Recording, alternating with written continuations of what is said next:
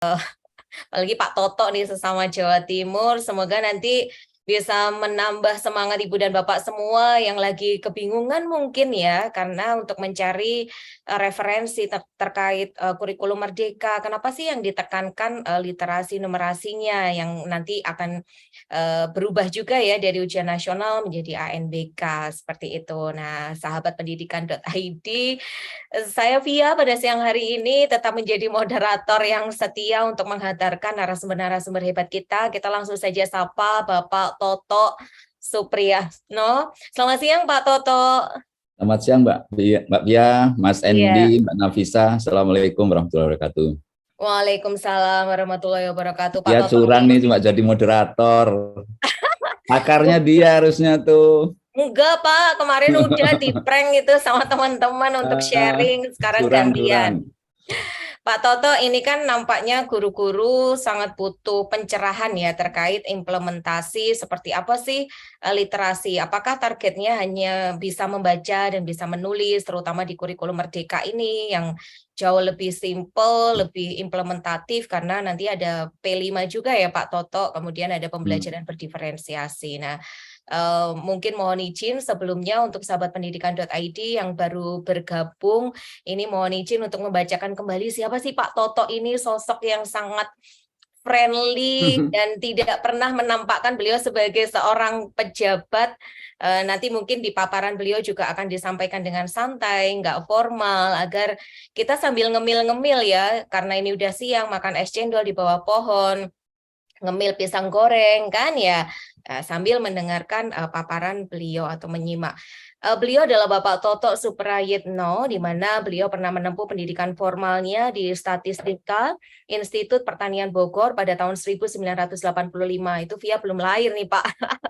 Ya ampun, Kemudian beliau juga mudah menempuh banget. pendidikannya Policy Economics di University of Illinois Santa Urbana Champaign, USA tahun 1988. Kemudian beliau menempuh pendidikan S3-nya di Economics University of Illinois Santa Urbana Champaign, USA tahun 1992 via SD kelas 1 ini Pak. Riwayat jabatan beliau, beliau pernah menjabat selaku Atase Pendidikan dan Kebudayaan Republik Indonesia di Washington DC pada tahun 2009 sampai 2010. Beliau juga menjabat sebagai Direktur Pembinaan Sekolah Menengah Atas Kementerian Pendidikan Kebudayaan itu pada tahun 2011 hingga 2012. Beliau juga sebagai Kepala Biro Kepegawaian Kementerian Pendidikan dan Kebudayaan tahun 2012 hingga 2015. Dan terakhir, beliau menjabat sebagai Kepala Badan Penelitian dan Pengembangan Kementerian Pendidikan dan Kebudayaan tahun 2015 sampai sekarang ya Pak ya, atau sekarang beliau berada di Dikdasmen ya Pak Toto ya. Nah, jadi seperti apa sih ini nanti sharing-sharing dari Pak Toto terkait pembelajaran yang literate nih, literasinya tuh seperti apa, implementasinya seperti apa, dan bagaimana menjadi seorang guru yang adaptif akan disampaikan langsung oleh beliau Bapak Toto. Kepada yang terhormat Bapak Toto, disilahkan. Terima kasih Mbak Pia. Sebenarnya pakarnya tuh yang ngomong ini nih. Itu pakarnya tuh. Saya jadi setelah dibacakan CV tadi, ini tua banget ya. Tua banget. Tapi Udah masih muda, Pak, masih udah muda, Pak. kemana-mana, Mbak Pia baru lahir ternyata. Bapak Ibu sekalian, Assalamualaikum warahmatullahi wabarakatuh. Selamat siang, salam sejahtera, kawan-kawan, Bapak Ibu guru peserta webinar.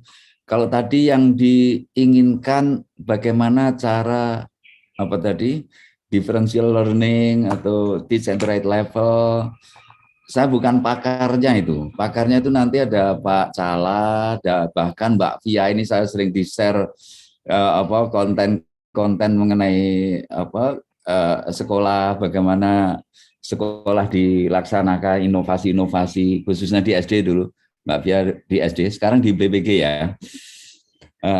Itu nanti bisa menambahkan. Tapi saya ingin mengajak kawan-kawan untuk merefleksi aja Mbak Via ya. Refleksi kenapa kita perlu berbagai macam transformasi. kemarin saya juga diingatkan oleh Pak Sombo bahwa ini dalam rangka menyiapkan asesmen nasional literasi gitu ya. Ya jawaban singkatnya itu nggak ada persiapan yang mendadak.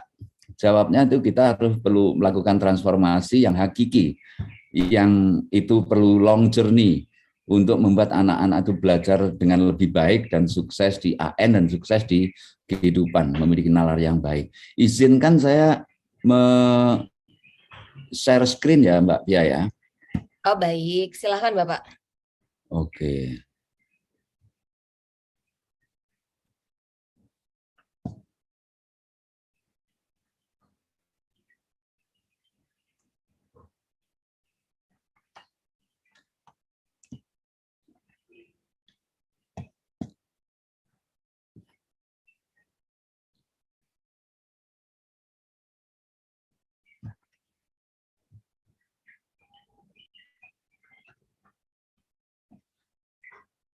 Sudah tampak belum nih? Sudah tampak Bapak, hanya tinggal di play saja mungkin. Oke. Tayangannya lebih besar. Play from start. Oke. Saya ingin mengajak kawan-kawan untuk refleksi dalam rangka transformasi pembelajaran. Kalau ditanya, by the way ini berapa menit Mbak Via waktu saya? Bebas Pak, ini karena sudah dinanti-nanti seperti apa sih esensi dari literasi itu dan bagaimana refleksi pembelajaran itu sendiri Pak. Jadi mungkin kita sampai pukul 2 atau 2 lebih 10 mungkin ya Pak ya, ada 45 menit untuk paparan. Oke, saya percepat, saya usahakan percepat karena panjang dan ini sudah saya WA ke Mbak Via nih. Yes, siap Bapak. Akan di-share. Saya beberapa catatan refleksi. Jadi kalau ditanya apa sih persiapan yang perlu dilakukan untuk sukses di AN? Jawabannya adalah lakukan transformasi pembelajaran supaya anak-anak bisa belajar secara lebih bermakna. Kira-kira gitu jawaban singkatnya. Saya ingin mengajak kawan-kawan untuk mengingat kembali tentang hakikat pendidikan. Saya tidak ngajari apa-apa, ini hanya reminder saja. Saya yakin kawan-kawan yang ada di sini sebenarnya sudah mengenal tentang hakikat pendidikan ini. Ini saya langsung cuplik saja bahwa kita seringkali mendengar yang kita geluti setiap hari adalah sekolah. Mendidik anak, mengajar anak di sekolah, itu sebuah proses schooling. Lalu sebenarnya apa schooling, pendidikan, learning? Bahwa belajar itu merupakan kodrat manusia barangkali ya ini ya. Jadi kita bayi itu baru lahir, bahkan di dalam kandungan itu sudah diberi anugerah untuk mampu belajar, learning. Nah, pendidikan itu hanya merupakan salah satu cara supaya manusia bisa belajar secara lebih sistematis, terencana, secara sadar gitu ya. Sebelum ada pendidikan, manusia itu sebenarnya juga memiliki kemampuan learning. Suku-suku dulu masih primitif gitu. Mereka juga melakukan learning, menemukan api, tapi tidak melalui pendidikan, tidak sadar dan terencana, tetapi melalui secara insidental. Konon melihat pohon gesekan lalu terciptalah api, maka kemudian membuat api dengan menggesek-gesek kayu, misalnya gitu ya. Jadi pendidikan itu merupakan hasil peradaban manusia yang beradab supaya proses learning itu terjadi secara lebih baik, sistematis, terencana, secara sadar, dan lebih efektif. Nah kemudian belakangan diciptakanlah sebuah peradaban baru yang namanya schooling atau sekolah, untuk menciptakan supaya proses pendidikan ini bisa lebih efektif, bisa lebih efisien. Kalau sebelum ada sekolah, orang ingin mendapat pendidikan biasanya magang, ingin jadi dokter, ikut dokter, ingin jadi petani, ikut petani, dan seterusnya. Kalau sekolah itu jauh lebih efisien, satu guru bisa mengajar 40 siswa, bahkan bisa ratusan ribuan dalam 1 tahun. Dan ini diperlukan ketika revolusi industri membutuhkan tenaga-tenaga terdidik, terampil di masyarakat, maka proses pendidikan melalui sekolah ini dilaksanakan. Jadi sekolah itu the objective dari education dan schooling itu adalah learning. Jadi learning adalah tujuan dari bersekolah itu. Nah, kalau kita membaca 21st century skill, berbagai literatur, maka learning macam apa yang dikendaki? Kenapa kita memerlukan itu ya kompetensi, semacam kompetensi baru ini dalam dunia yang serba berubah, yaitu kemampuan belajar. Jadi sangat cocok dengan makna pendidikan tadi, yaitu supaya membuat belajar itu lebih bermakna, lebih baik, dan kawan-kawan pasti sudah mengenal tentang 4C ini merupakan ingredients untuk siswa, kita semua memiliki kemampuan untuk belajar. Life skill atau soft skill, ini lebih banyak ke soft skill, itu tentang adaptability, flexibility, leadership, dan sebagainya. Dan ini banyak muncul di mana-mana, di berbagai laporan, biasanya laporan yang sifatnya global, seperti World Economic Forum gitu ya, bahwa kemampuan apa sih yang diperlukan untuk anak-anak kita dalam menyambut perubahan yang serba cepat sekarang ini, globalisasi dan perubahan yang cepat sekarang ini. Ya biasanya ini, dan ditekan soft skill, adaptability, kemampuan mengadaptasi dengan perubahan, tidak membuat anak-anak itu baper, kok dunia berubah terus, yang saya tahu ilmu ini kok ternyata setelah lulus saya berubah. Untuk membuat tidak baper tadi, anak-anak perlu memiliki kemampuan learning skill, belajar hal baru dan kemampuan beradaptasi dengan dunia yang berubah. Jadi ringkasnya, sekolah itu harus menjadi tempat penumbuhan dan penyemaian, penumbuh kembangan budaya belajar supaya anak-anak bisa menjadi pembelajar sepanjang hayat, lifelong learner. Jadi belajar itu tidak pernah tamat ya, belajar nggak pernah tamat sama sekali. Jadi usia berapapun, belajar itu merupakan semacam ya kitoh lah, manusia hidup itu adalah belajar gitu ya. Sejak bayi sampai tua perlu belajar. Jadi kalau dulu ada surat tanda tamat belajar itu sebuah jargon yang salah, terminologi yang salah. STTB dulu kan ya, kalau masih punya itu nggak usah dijadikan pedoman bahwa belajarnya sudah tamat. Ya. Karena once you stop learning, you start dying. Itu yang ngomong itu Einstein. Jadi sekolah itu harus menjadi pusat tempat penumbuhan budaya belajar agar membuat anak-anak menjadi lifelong learner. Sekolah bukan tempat kita mengisikan otak anak, pikiran anak dengan berbagai informasi saja. Tidak dari buku, informasi dari guru, informasi yang diberikan itu merupakan lahan atau media untuk anak bisa berpikir menjadi pembelajar. Sekolah juga bukan tempat menjalankan administrasi birokrasi. Kadang-kadang kita lihat bahwa sekolah itu seolah-olah turunan birokrasi terbawah dari birokrasi pendidikan.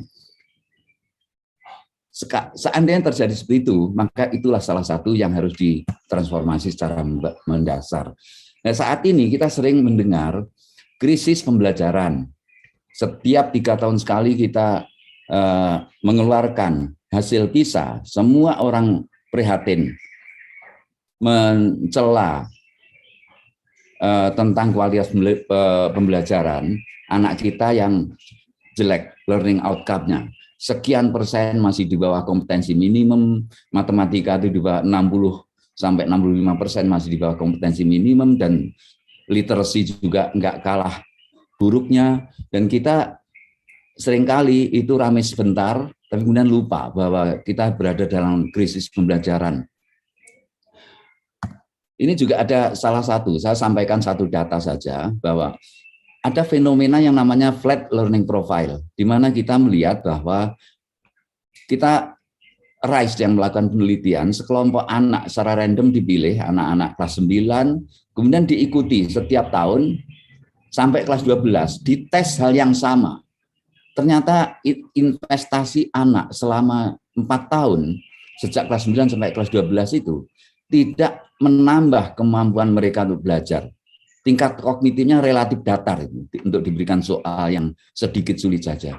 Sehingga ini kita menjadi ini resah ya. Kalau saya resah itu dengan situasi seperti ini bahwa anak-anak ini bersekolah, tapi melihat datarnya, profil belajarnya, anak-anak sungguh tidak belajar. Sekolah hanya pura-pura sebagai tempat belajar. Ini sangat memprihatinkan. Dan banyak lagi, saya nggak ingin menyampaikan berbagai fakta yang muram tentang krisis pembelajaran. Dulu dirame tentang krisis darurat matematika dan sebagainya. Yang penting bagaimana kita melakukan, ya. Salah satunya kita telah melakukan kebijakan transformasi assessment dengan menekankan kepada literasi membaca dan literasi matematika yang merupakan kompetensi mendasar bagi siswa agar bisa belajar secara lebih bermakna. Belajar apapun, belajar sejarah tanpa kemampuan literasi membaca secara kritis, maka yang dipelajari hanya nama-nama, tahun-tahun, tempat-tempat, hanya itu saja. Siswa akan sulit mengambil nilai moral dari sejarah itu, apalagi untuk merefleksi dirinya, untuk memberikan mengambil keteladanan para pahlawan. Jadi literasi membaca, literasi matematika itu merupakan dua kompetensi yang paling utama yang diperlukan siswa untuk bisa belajar lebih lanjut. Nah, kita sudah melakukan transformasi assessment yang lalu yang diikuti semua sekolah sejak SD sampai SMA, SMK, dan ini jutaan jumlahnya, menyangkut 3 hal, kompetensi literasi, saya lebih cenderung literasi membaca dan numerasi, atau literasi membaca dan literasi matematika. Karena kata literasi itu sebenarnya belum cukup, banyak sekali. Tapi yang dimaksud di sini adalah literasi membaca. Karakternya dan kualitas lingkungan belajar itu berupa survei. Sedangkan yang pertama merupakan tes. Kawan-kawan insya Allah sudah mengalami semuanya. Dan saya mengingatkan kembali,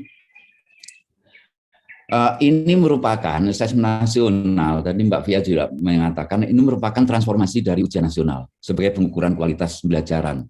Kalau dulu ujian nasional mengukur konten secara spesifik, mapel gitu ya, sekarang enggak. Hanya literasi membaca tadi dan literasi matematika. Dan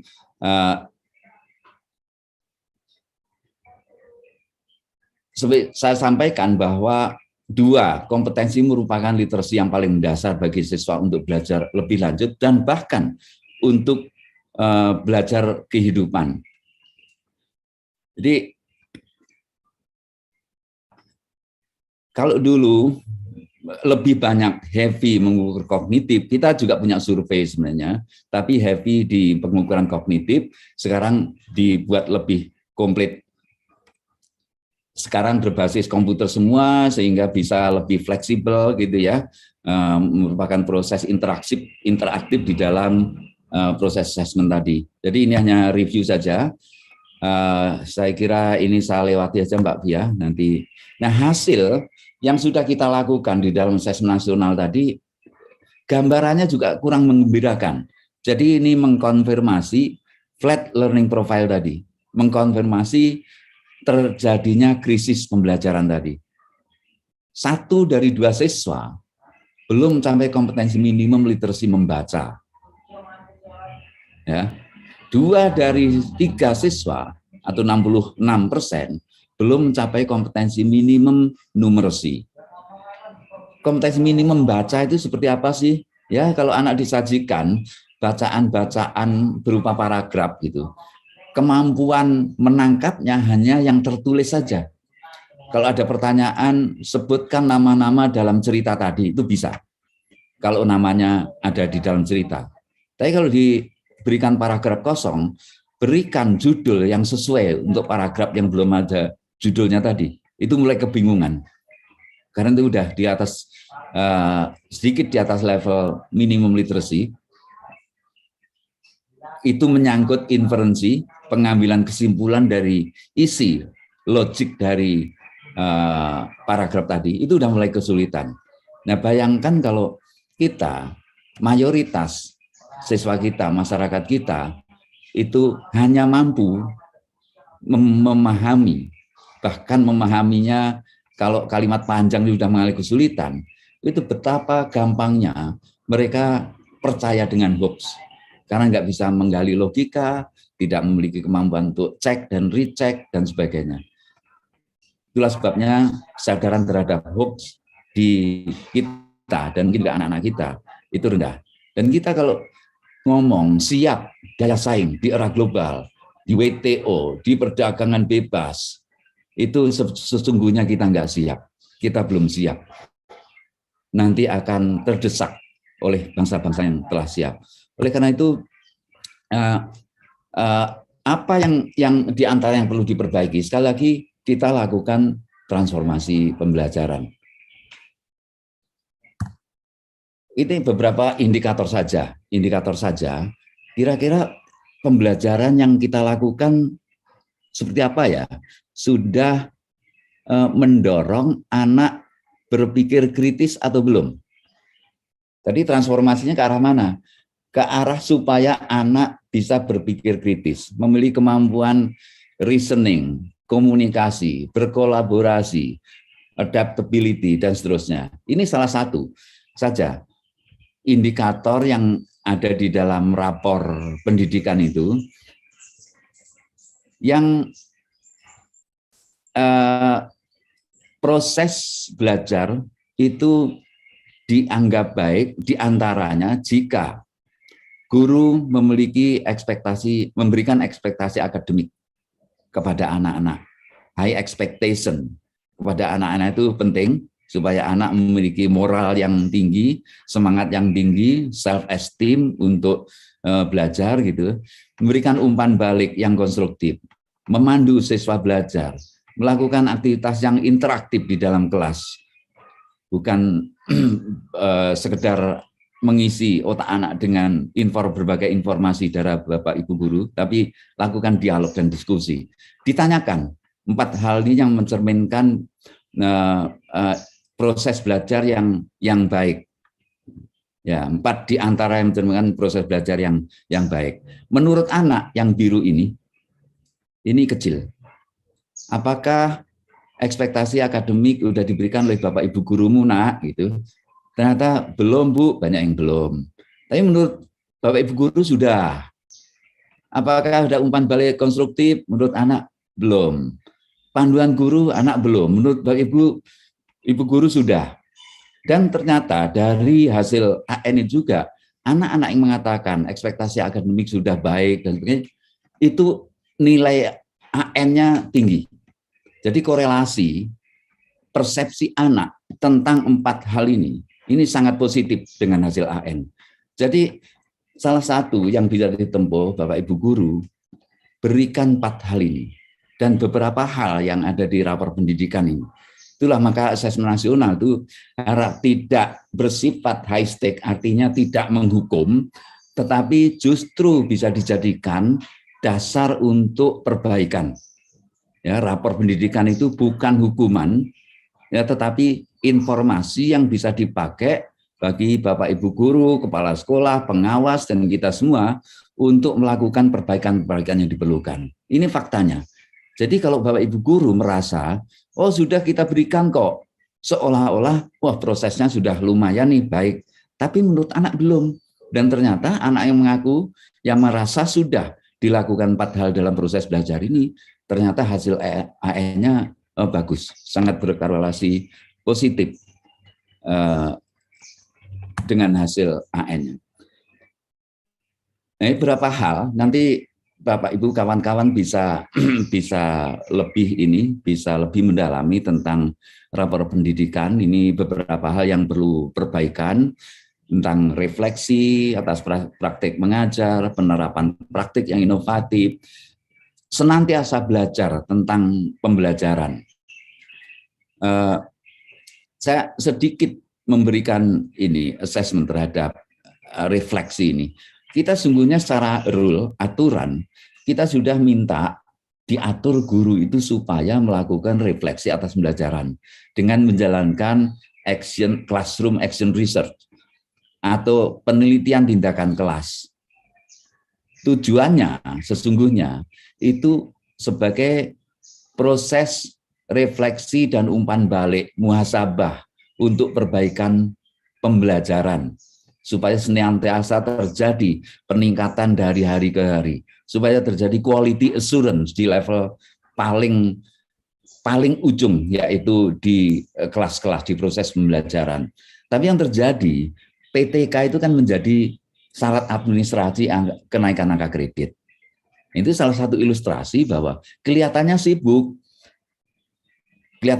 di sekolah, bahkan ekstra sibuk, super sibuk, tetapi meleset dari niat semula, yang semula untuk perbaikan pembelajaran, tapi berubah melesetnya ke arah administrasi.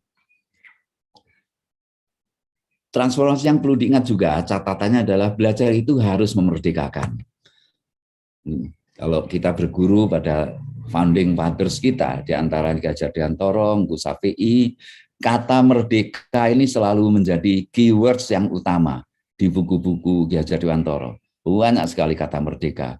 Ngku Safei juga demikian.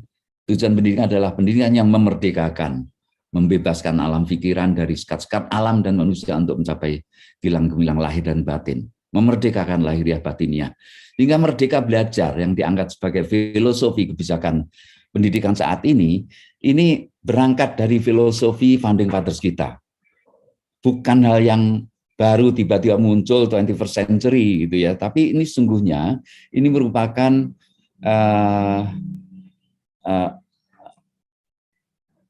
kita gali dari filosofi founding fathers kita. Bahkan kalau Paulo Freire ya dengan buku nanti Pedagogy on the Oppressed itu mengatakan bahwa itu sama, semangatnya sama. Belajar itu harus memerdekakan. Jika belajar itu justru mengekang kemerdekaan berpikir anak, berarti kita sedang menerapkan pedagogi opresif, pedagogi penindasan terhadap kemerdekaan pikiran anak. Jadi enggak ubahnya sebagai penjajahan yang tidak kentara, yaitu dengan mengungkung kebebasan berpikir anak. Nah, kita lihat, coba kita refleksikan apa yang terjadi di dalam proses belajar kita. Kalau mereka belajar, tujuannya menghilangkan belenggu-belenggu dalam setiap detail pembelajaran. Kalau kita amati proses belajar secara sadar dan sistematis di dalam pendidikan itu bisa diabstrakkan sebagai learning cycle ini ya. Ini kalau Prof awal tadi udah sangat fasih menjelaskan ini. Dulu ya di dalam kurikulum ini, plan kurikulum, ketika merencanakan kurikulum itu banyak sekali aturan-aturan yang kaku, di antara aturan standar proses yang kaku, aturan tentang silabus, tentang RPP dan sebagainya. Sehingga di sini kebebasan, kemerdekaan guru, kemerdekaan otonomi pedagogi guru sudah dirampas dengan berbagai aturan yang kaku ini. Ini sudah direvisi. Standar tentang proses sudah direvisi, yang baru, yang lebih fleksibel, lebih memerdekakan, sehingga guru memiliki otonomi pedagogi untuk merencanakan pembelajarannya. Dulu serba diatur. Kemudian delivery. Sekali lagi, ini ada proses feedback, umpan balik, perbaikan. Terjadi malpraktik. Penelitian tindakan kelas bukan untuk perbaikan pembelajaran di learning cycle itu, tapi sebagai syarat angka kredit. Ya kan ya, tebel-tebel kayak skripsi, kayak disertasi, padahal nggak perlu setebel itu. Simple, yang penting kontekstual, berguna untuk perbaikan pembelajaran secara individual oleh guru. Malpraktek pembelajaran. Kita amati di proses ini seringkali berubah dari proses yang harusnya proses kreatif, inovatif, supaya anak itu belajar dengan merdeka, pikirannya merdeka, penuh dengan dinamika, dialog, dan sebagainya. Yang ada berubah menjadi proses menjalankan administrasi, menjalankan aturan. Banyak sekali petunjuk-petunjuk dari berbagai tempat, dari Balitbang, dari direktorat, dari dinas. Kemudian ditegaskan pula oleh asesor akreditasi, karena borang-borang itu diturunkan dari berbagai aturan tersebut. Ditegaskan juga oleh pengawas, sehingga guru prinsipnya ini sudah dikungkung dengan berbagai aturan. Sehingga inovasi di dunia kreatif ini lalu kemudian dikungkung dengan berbagai aturan, jelas itu memberantas, menindas kemerdekaan berpikir tadi. Maka kita nggak bisa berharap anak bisa berpikir merdeka, belajar dengan merdeka, jika proses belajarnya itu juga penuh dengan tirani dan kungkungan. Nah, hal-hal yang membelenggu di sini, ini yang harus dihilangkan melalui Merdeka Belajar. Tapi yang repotnya, yang membelenggu senang, yang dibelenggu juga senang. Karena dibelenggu itu juga enak. Pertanggungjawabannya bukan berapa hasil belajar dari proses ini, pertanggungjawabannya adalah seberapa taat guru di dalam mengikuti peraturan-peraturan yang banyak tadi. Akreditasi juga demikian. Dilihat sekolah yang bagus, proses yang bagus, jika taat menjalankan aturan-aturan itu. Pengawas datang ke sekolah memastikan bahwa aturan ditaati. Maka ada beberapa sekolah yang tidak nyaman itu. Dan mereka membuat dua buku, dua plan kurikulum, yang satu sekedar mengikuti aturan untuk disajikan pada para pengawas, para auditor, asesor, yang satu yang sungguh-sungguh digunakan. Dan dulu sekolah macam itu adalah sekolah yang dianggap melanggar aturan. Sekarang sekolah-sekolah itu adalah sekolah yang paling siap untuk melakukan proses merdeka belajar. Kita sering dengar, kita sering nggak suka dengan teaching to the test. Nah, ini kadang-kadang bentuk tes itu mempengaruhi, menuntun kemana kita belajar. Anak-anak belajar untuk ujian. Itu perlu diberantas atau tidak? Itu sulitnya bukan main untuk diberantas. Melarang anak, jangan belajar demi ujian saja. Kita saja itu kok behaving to the test kok. Kita berperilaku sesuai yang diteskan. Kalau kerjanya kita bekerja itu hanya di absen, maka insya Allah pertanggungjawaban kita hanya absen saja. Tapi kalau kita dituntut untuk kinerja, dinilai dari kinerja, insya Allah maka kita akan berkinerja. Makanya daripada menghabiskan energi untuk musuhi teaching to the test, mendingan buat tes yang mendorong penalaran. Ya, buat tes yang mendorong penalaran. Kalau tesnya itu, bayangkan tes yang sebelah kiri ini, apa yang kita dapat ini? Menurut saya yang kita dapat ini menimbulkan tirani satu jawaban benar. Tirani satu jawaban benar, dan bahkan itu memberikan kesan yang sangat sulit kepada siswa. Coba hal yang sama untuk KD yang sama diubah sedikit. Ini sudah lebih dekat dengan kehidupan. Sehingga ini salah satu ya untuk menunjukkan bahwa konsep matematika, konsep bilangan, desimal, persentase ternyata banyak sekali ditemukan di dalam kehidupan kita yang lekat dengan kehidupan anak. Dan ini membantu anak untuk lebih senang lah kira-kira ya, daripada melihat soal yang kiri ini tampak seram gitu, semua dengan angka. Anak-anak berdoa, ya Allah berikanlah kesulitan kepada yang membuat soal ini, karena dia telah memberikan kesulitan kepada aku gitu ya. Nah ini jelaskan alasanmu, ini sangat penting. Karena explaining is the way, the powerful way of learning. Jadi kalau tadinya anak-anak terbelenggu dengan satu jawaban benar, terbelenggu, tertirani dengan satu jawaban benar, maka sekarang diberikan kesempatan untuk explain. Dan explaining itu merupakan cara yang paling ampuh, sangat powerful untuk learning. Ini salah satu yang, dan kalau kita teaching to the test, kemudian kita lakukan dengan membuat tes yang mendorong penalaran, yang bagus, yang challenging, maka insya Allah nanti belajarnya anak-anak akan belajar challenging, bernalar. Sekarang kan biasanya bimbel itu, ya bimbel asal melatih anak untuk bernalar, saya kira fine-fine saja. Yang nggak bisa itu adalah drilling berbagai bentuk soal, yang itu insya Allah nggak mungkin bisa dicapai melalui AN dengan drilling, ngedrill, latihan banyak soal enggak. Tapi kalau melatih anak untuk bernalar melalui tes-tes yang penuh dengan tantangan penalaran, saya kira itu hal yang ditempuh. Kalau dulu kita lebih pada rule compliant di dalam teaching, yang penting kurikulum tuntas, gitu ya. Berapapun KD-nya, itu tugasnya menuntaskan. Perkara anak bisa nyambung belajar atau enggak urusan. Karena yang dinilai adalah ketuntasan kurikulumnya.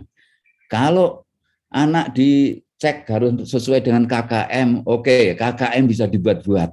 Kamuflase. KKM merupakan indikator kamuflase bahwa seolah-olah anak mencapai hasil belajar. Tapi sungguhnya yang dikejar adalah kurikulum, lot of teaching dengan rule compliance, tapi less learning. Maka strategi itu buatlah more learning. Anak lebih aktif, ada dialog dan sebagainya. Teach less, learn more. Dan ini Singapura sudah menjalankan lama sekali. Juga mengingatkan bahwa belajar itu bersifat holistik, menumbuh kembangkan potensi anak secara holistik, terutama karakter. Karena education without character is not education at all. Jadi kita ingat bahwa dalam pembelajaran itu, di dalam mata pelajaran pun, apapun, kita selalu bisa menyelipkan, memberikan ajaran pendidikan tentang nilai-nilai kebajikan.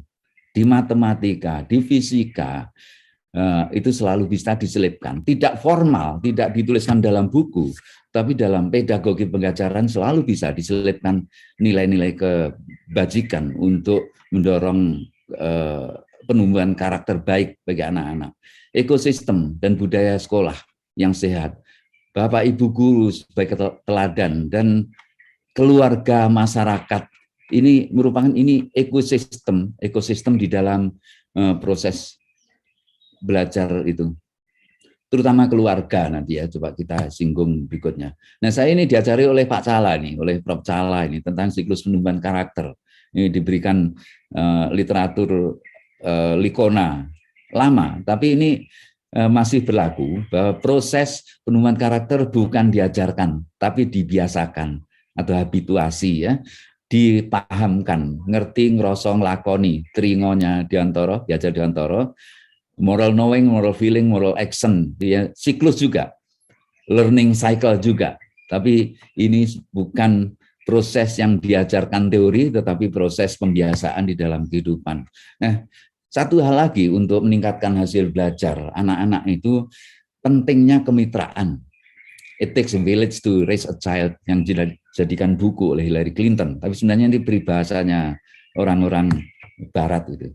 Terutama ingin tentang sekolah dan keluarga. Anak-anak itu hidup. Ada data sebenarnya saya nggak cite di sini. Jam kehidupan anak itu keluarga itu sangat besar. Sekarang ditambah sosmed dan sebagainya. Oleh karena itu, sekolah tidak bisa berdiri sendiri, tidak bisa menumbuh kembangkan anak-anak, potensi anak secara sendiri, perlu terutama mengajak keluarga. Bahkan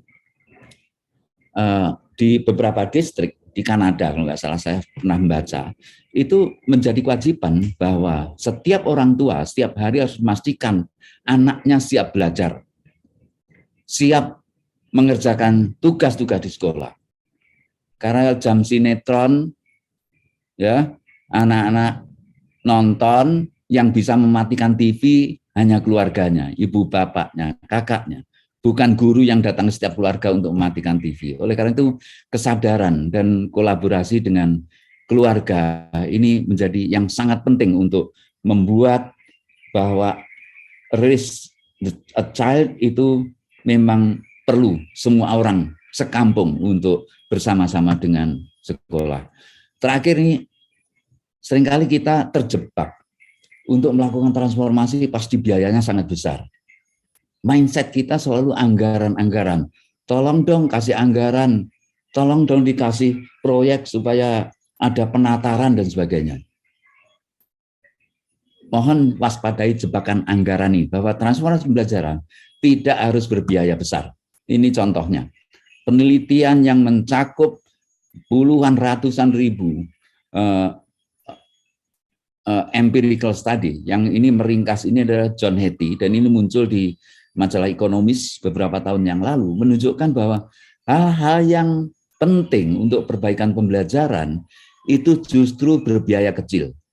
4 pertama ini dolarnya sedikit sekali, tapi untungnya yang biru ini, feedback, umpan balik ke anak. Apa sih biayanya? Kalau mengkoreksi hasil kerja anak-anak, diberikan feedback, nak sudah melakukan usahanya udah bagus, tapi pelajarilah bab ini dan seterusnya. Pasti Bapak Ibu guru bisa melakukan itu. Berikan feedback, umpan balik kepada anak-anak tentang hasil kerjanya. Apresiasi, feedback, apa yang harus dilakukan. Metakognitif, strategi, membantu anak-anak untuk mengetahui dan berpikir tentang cara yang paling bagus untuk belajarnya. Peer tutoring, collaborative learning, dan hal-hal ini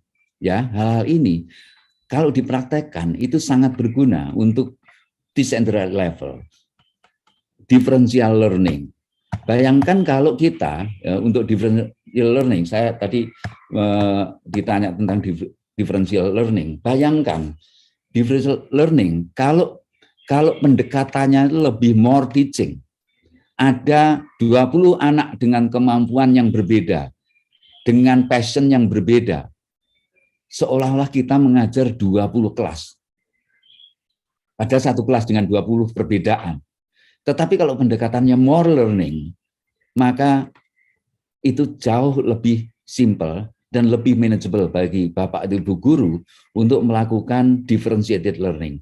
Dan di PMM itu ada ibu guru yang memberikan video yang menarik menghadapi berbagai passion anak yang berbeda, lalu dia melakukan pendekatan learning ini dengan memadukan berbagai grup dengan kemampuan yang berbeda, dan dibuktikan itu lebih efektif. Di inovasi Bu Via itu di SD itu di Probolinggo, di kaki Gunung Bromo, gurunya juga menerapkan multigrade yang esensinya juga differentiated learning karena berbeda-beda kemampuan di antara anak. Dan tidak ada resep bagaimana melakukan differentiated learning, karena kalau kemudian diresepkan oleh pusat itu nanti jatuhnya menjadi petunjuk dan penyeragaman. Dan itu tidak baik karena konteks bisa berbeda, keragaman itu besar, oleh karena itu yang dilakukan adalah memberikan contoh untuk menginspirasi. Tapi akan lebih bagus jika Bapak Ibu guru bisa mengidentifikasi, mencari akar masalahnya, kenapa anak lambat belajar, kenapa anak ngantukan dan sebagainya, dan akar masalah itu yang diadres. Kira-kira demikian, Mbak Via. Itu tadi ada citation yang terakhir bahwa kita untuk transformasi, intinya untuk siap AN tidak ada jalan pintas, tidak ada jalan instan untuk menyiapkan anak, tapi merupakan long journey, yaitu perubahan, mentransformasi pembelajaran supaya anak-anak kita biasakan belajar bermakna dan bisa menjadi pembelajar sepanjang hayat. Untuk itu, dari sekolah-sekolah yang tadinya menjadi pusat administrasi, proses pembelajaran yang serba terkungkung, harus transformasi menjadi pusat penumbuhan budaya belajar untuk long life learner, menjadi dari pembelajaran yang penuh tirani ke pembelajaran yang memerdekakan, itu perlu hijrah. Maka kita perlu unlearning dan perlu belajar hal yang baru. Dan itulah untuk abad 21 yang disebut tidak buta huruf. Terima kasih. Mohon maaf jika kurang berkenan. Assalamualaikum warahmatullahi wabarakatuh. Waalaikumsalam warahmatullahi wabarakatuh. Luar biasa sekali ini paparan dari Pak Toto. Pak Toto, sebelumnya mohon izin, ini berkenan menunggu sesi Prof awal sampai nanti kita tanya jawab, atau mungkin Pak Toto mau ada kepentingan lain terus mau langsung kita lanjut tanya jawab. Bapak mohon izin. Saya nunggu Pak awal, boleh Mbak Fia? Oh boleh, baik, siap. Nah, Matur nuwun sangat nih Pak Toto oke, masih sami-sami. berkenan dan Ibu Bapak sahabat pendidikan.id yang masih tergabung dalam YouTube channel kami semua luar biasa ya. Kita akan tunggu sesi tanya jawab. Jadi bagi Ibu dan Bapak yang sudah tergabung dalam YouTube channel, silakan menuliskan pertanyaan kepada dua narasumber hebat kita yang masih bertanya-tanya tentang esensi pembelajaran berdiferensiasi, pemaknaan dari hasil literasi dan numerasi dari survei lingkungan belajar yang kemudian tertuang dalam rapor pendidikan seperti yang tadi disampaikan oleh Pak Toto. Loh Pak, kita itu eh, literasinya bagus, semua gurunya, semua siswanya, tapi kok masih ada indikasi merah atau orange mungkin di rapor pendidikannya, itu kenapa ya, di bagian mana kami harus mengidentifikasi atau menganalisis. Nah, nanti bisa ditanyakan kepada Pak Toto. Silahkan menuangkan pertanyaannya, jangan lupa menyebutkan instansi ataupun nama Ibu dan Bapak semua. Baik, terima kasih Pak Toto. Nanti izin menyampaikan sesi tanya jawab kita pada siang hari ini dan langsung kita sapa kepada yang terhormat Bapak Profesor Awaludin Jalla. Selamat siang, Prof. Salam, selamat siang Mbak Pia, Pak Iya. Toto. Waduh, saya sudah mendengar tadi, rupanya saya alhamdulillah ini artinya mengamini aja gitu ya. Itu ada yang ajarannya Pak Awal dulu, Likona, ingat nggak Likona? Oh iya Pak, iya tentang karakter itu ya. Ya, Ya. Baik, ya. Baik, Ibu dan Bapak semua, kita akan mendengarkan paparan dari Profesor Awaludin Jalla. Siapakah beliau? Mungkin mohon izin membacakan sedikit tentang biodata atau CV-nya beliau. Ini nyontek dulu nih Prof, karena panjang banget nih kalau dibacakan nggak bakalan habis. Tapi setidaknya Ibu dan Bapak, kita sangat beruntung sekali karena di tengah kesibukan beliau, bahkan ini tadi beliau baru saja menguji mahasiswa S3-nya ya Prof ya, tapi masih berkenan untuk sharing kepada kita semua seperti apa sih pembelajaran berdiferensiasi nantinya, terutama implementasinya dalam kurikulum Merdeka, karena beliau dulu juga menjabat sebagai Kepala Pusat Kurikulum dan Perbukuan di Kemendikbud, ya Prof ya, yang saat ini mengabdikan diri sebagai dosen di salah satu universitas, yaitu Universitas Negeri Jakarta. Jadi yang kebetulan ini mungkin ada salah satu mahasiswanya Prof. Awaludin Jalla nih yang juga ikut bergabung. Silahkan, karena sudah dinanti-nantikan ya sharing dari beliau. Luar biasa sekali ini. Kalau izin ya Pak Prof ya membacakan profil singkatnya beliau, di mana saat ini kita langsung ke, aduh pekerjaannya juga banyak banget. Mungkin di pendidikan, latar belakang pendidikannya saja ya Ibu dan Bapak, atau pengalamannya beliau ketika di luar negeri. Jadi beliau menempuh S2 Magister Profesi Psikologi di Universitas Tarumanegara Jakarta, kemudian juga menempuh S3-nya di bidang ilmu psikologi pada program Pasca Sarjana Universitas Indonesia Jakarta pada tahun 1998. Beliau juga mengikuti pelatihan-pelatihan di luar negeri dan riwayat pekerjaan beliau dimulai dari seorang guru juga sampai akhirnya mengabdikan diri kepada negara di Kemendikbud. Kemudian saat ini juga beliau pernah menjadi Widyaswara juga, sampai akhirnya menjadi sebagai salah satu anggota tim di tim implementasi bimbingan dan konseling jenjang pendidikan dasar dan menengah di Badan Standar Kurikulum dan Asesmen Pendidikan Kemendikbudristek tahun 2022. Jadi beliau sampai saat ini masih mengabdikan diri meskipun sebagai dosen, tetapi juga sebagai tim implementasi bimbingan dan konseling di BSKAP Kemendikbudristek. Nah, tentunya sudah nggak sabar lagi nih implementasinya seperti apa sih, esensi pembelajaran berdiferensiasi seperti yang tadi disebutkan Pak Toto. Kita nggak hanya berfokus pada kekurangan, apalagi anggaran, tapi fokus pada aset. Kalau ngeliatin kepunyaan orang tuh nggak ada habisnya ya Prof ya. Tapi harus fokus dengan apa yang dimiliki, diimprove, dioptimalkan, biar itu menjadi impactful, menjadi good habit dan berkelanjutan. Itu yang terpenting. Jadi kalau tadi nggak ada kok persiapan khusus untuk menghadapi ANBK ataupun pembelajaran yang hanya disiapkan untuk menyiapkan kurikulum merdeka, tidak ada. Tapi bagaimana menjadi sebuah habit dan berkelanjutan. Kepada yang terhormat Prof. Awaludin Chala, disilahkan Prof. Baik, ya. Terima kasih banyak Mbak Pia, Pak Toto yang saya hormati, host. Siapa tadi namanya Mbak Pia, host Ya, kita? Mbak Nafisa dan juga Mbak Mas Nafisa, Hendy. Mas Sandy ya. Iya. Baik, alhamdulillah. Pertama-tama saya mengucapkan terima kasih atas undangan pada siang hari ini dan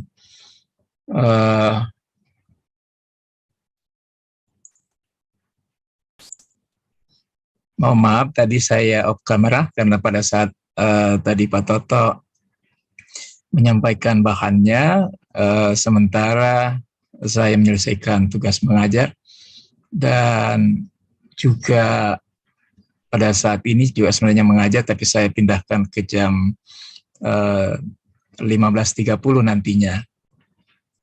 Alhamdulillah saya mendapatkan banyak keuntungan ini Mbak Pia, karena kan Pak Toto tadi sudah menjelaskan lebih komprehensif, saya kira dalam perspektif kita pada siang hari ini, dan saya kira hal-hal yang akan saya sampaikan, saya kira mungkin lebih praktis barangkali seperti itu, karena kan Pak Toto tadi sudah menjelaskan secara konseptual tentang konteks paradigma pembelajaran di era Merdeka Belajar ini, saya kira begitu, dan juga esensi daripada pembelajaran itu sendiri. Izin saya share screen barangkali Mbak Pia.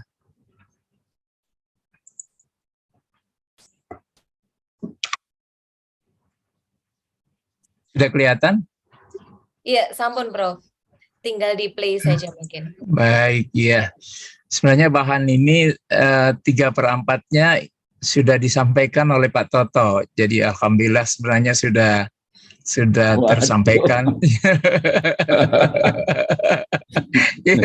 Terima kasih banyak Pak. Pikirannya sama berarti, tapi enggak komunikasi loh. Iya. Karena topiknya dikirimkan seperti itu, jadi saya pikir ketika Pak Toto tadi menyampaikan, wah kelihatannya ini sama, tetapi saya kira mencoba untuk membuat improvisasi, saya kira terutama pada perspektif pembelajaran. Ya, jadi saya kira itu yang paling penting, karena teman-teman kita yang mengikuti kegiatan ini adalah teman-teman di dalam profesi pendidik yang saya kira sudah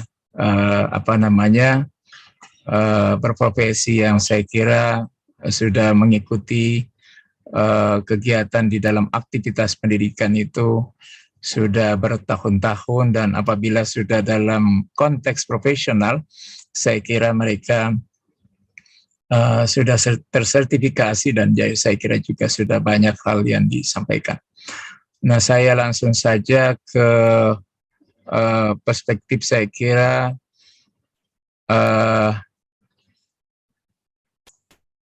pada pembelajaran berdiferensiasi, saya kira gitu ya. Baik, terima kasih Pak Toto tadi sudah menjelaskan juga bahwa segitiga ini adalah merupakan hal yang penting di dalam perspektif pembelajaran. Jadi setiap guru di ruang kelas, saya kira ini adalah hal yang perlu dipahami, bahwa di dalam pelaksanaan kegiatan profesi yang disampaikan itu ada 3 hal pokok yang harus secara komprehensif harus dijunjung tinggi.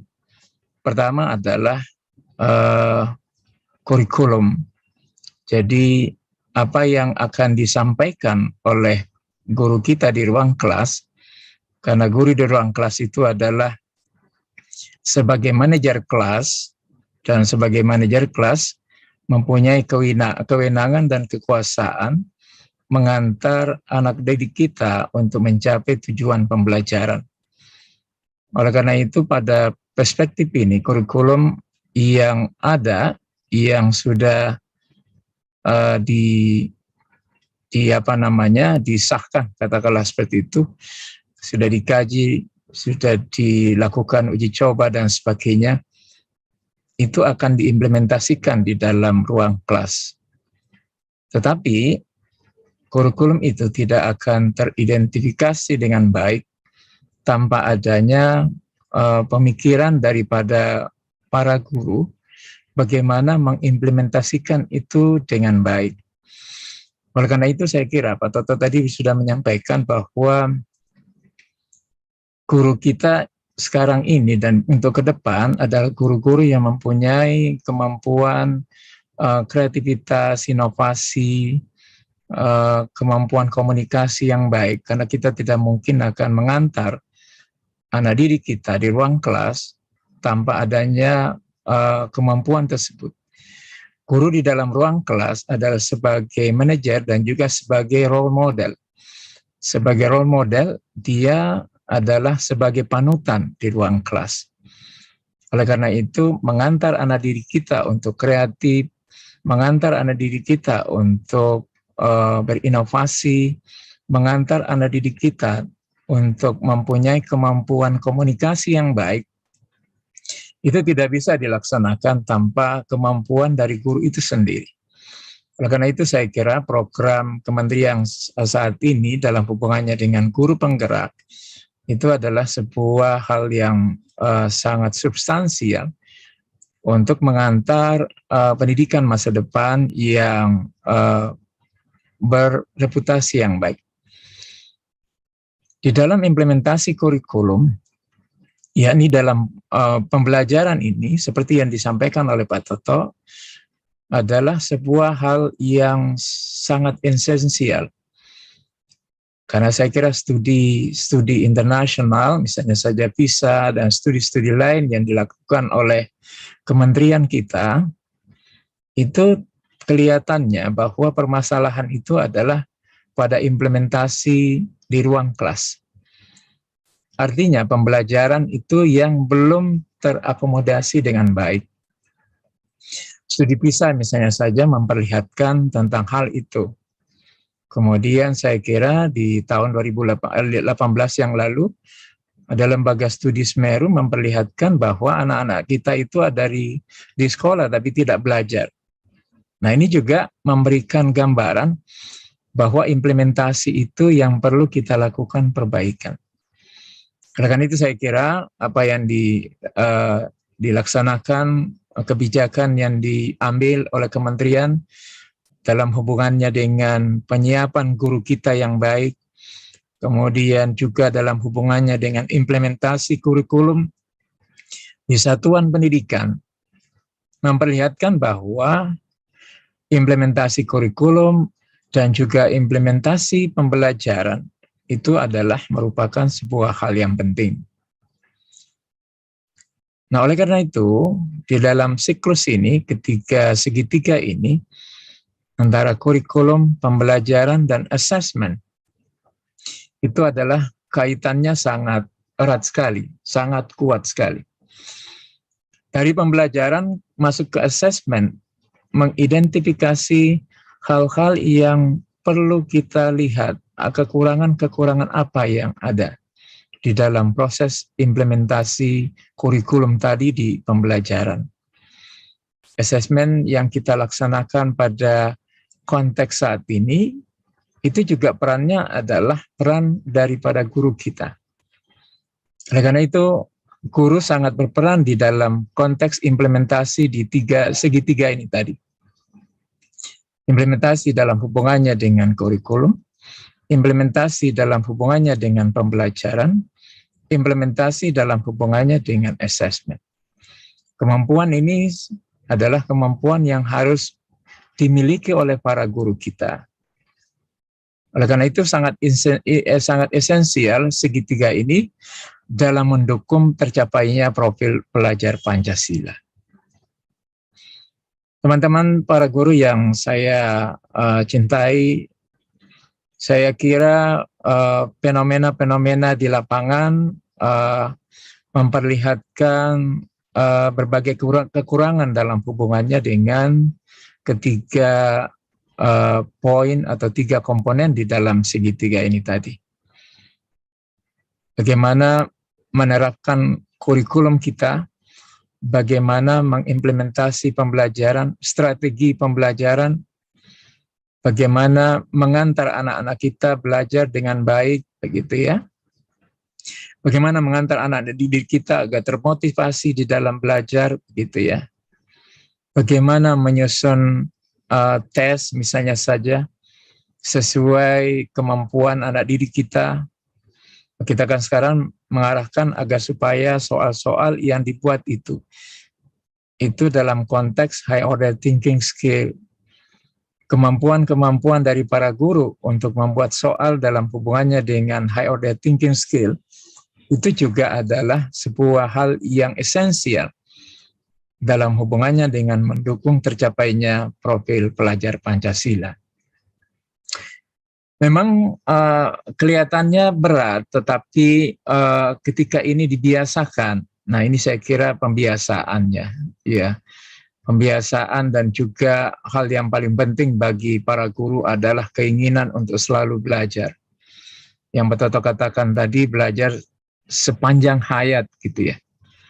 Belajar sepanjang hayat, bahwa ketika teman-teman sudah misalnya saja mengikuti pendidikan dengan jenjang tertentu, tidak berhenti di situ, tetapi adalah sebuah hal yang menjadi landasan untuk belajar lebih tinggi lagi.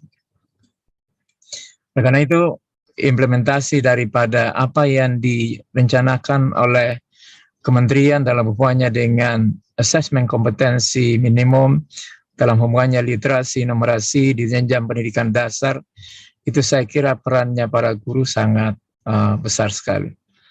Sangat esensial komponen ini untuk kita implementasikan. Nah, teman-teman sekalian, saya kira ketika kita berbicara tentang pembelajaran berdiferensiasi, maka hal yang paling penting adalah mencoba memahami kebutuhan dan minat bakat dari individu. Itu adalah kebutuhan esensial dari anak didik kita. Saya kira dalam perspektif psikologi perkembangan, anak-anak membutuhkan di dalam hubungannya dengan bagaimana pengembangan potensi mereka sesuai dengan tahapan perkembangan mereka. Nah, itu juga harus dipahami oleh para guru. Oleh karena itu Mbak Pia, saya sangat menekankan bahwa para guru kita juga perlu memahami tentang pengetahuan psikologi, pengetahuan memahami anak didik kita. Karena dengan memahami itu, maka para guru bisa mengetahui lebih jauh tentang karakteristik anak didik kita.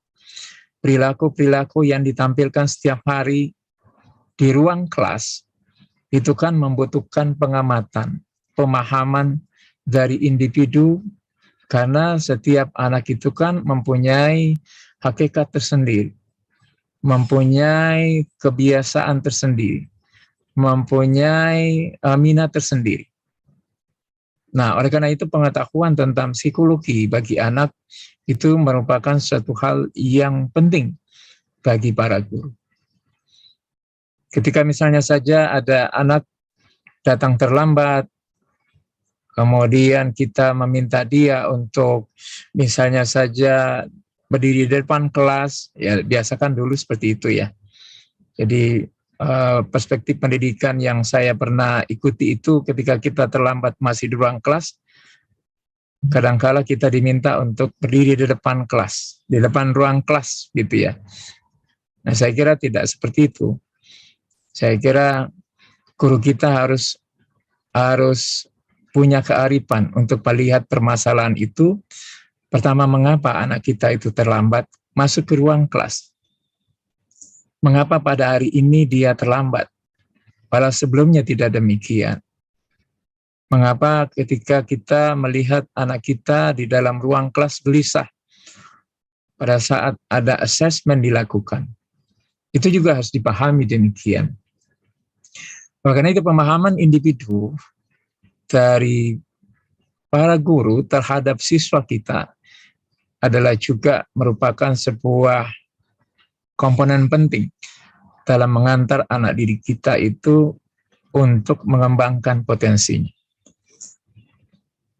Kenapa demikian? Karena saya sampaikan tadi bahwa guru di ruang kelas sebagai manajer, dia bisa membuat bagaimana kelas itu menjadi acuan untuk pencapaian tujuan pembelajaran. Oleh karena itu, di dalam perspektif pembelajaran berdiferensiasi ini, acuannya adalah pemenuhan kebutuhan belajar individu setiap murid. Tapi kita tidak bisa menganggap ini sebagai sebuah hal yang biasa saja, tanpa mengetahui lebih jauh tentang kebutuhan apa yang ingin dimiliki atau ingin terpenuhi bagi setiap anak, tanpa memahami mereka, begitu ya. Oleh karena itu Mbak Pia, saya kira di setiap sekolah kita kan sudah punya profil ya, sudah punya data lengkap bagi setiap anak. Yang barangkali masih sering dilupakan oleh para guru kita adalah memahami profil daripada anak didik kita tadi. Saya tahu bahwa ketika penerimaan siswa baru, data seperti itu kan bagian daripada proses penerimaan tadi. Tetapi yang biasa dilupakan adalah para guru kita tidak memahami lebih mendalam tentang bagaimana karakteristik daripada siswa kita. Ada satu penelitian yang memperlihatkan bahwa guru itu mengetahui pada siswanya, tentang siswanya. Tetapi guru tidak mengetahui lebih jauh tentang background daripada siswa tadi. Tentang keluarga daripada siswa tadi. Hal itu sebuah hal yang sangat penting.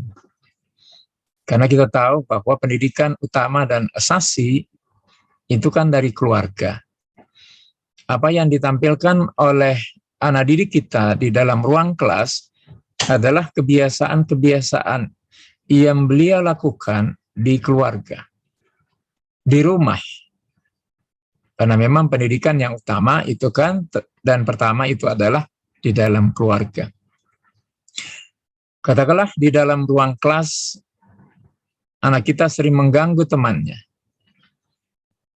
Anak kita sering mencolek temannya gitu ya. Itu kan juga sebagai sebuah gambaran apa yang terjadi di dalam lingkungan keluarga mereka. Jadi, setiap guru seharusnya memahami data pribadi siswanya, profil siswanya. Dan seperti saya katakan tadi, setiap guru juga harus memahami background keluarga mereka.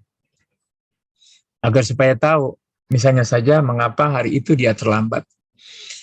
Mengapa anak itu selalu mengganggu temannya. Nah, ini adalah sebuah hal yang penting, informasi penting yang harus dipahami oleh guru kita, gitu ya. Nah, oleh karena itu, di dalam perspektif pembelajaran berdiferensiasi ini, maka guru perlu memahami tentang peserta didik dari segi kesiapan belajar mereka.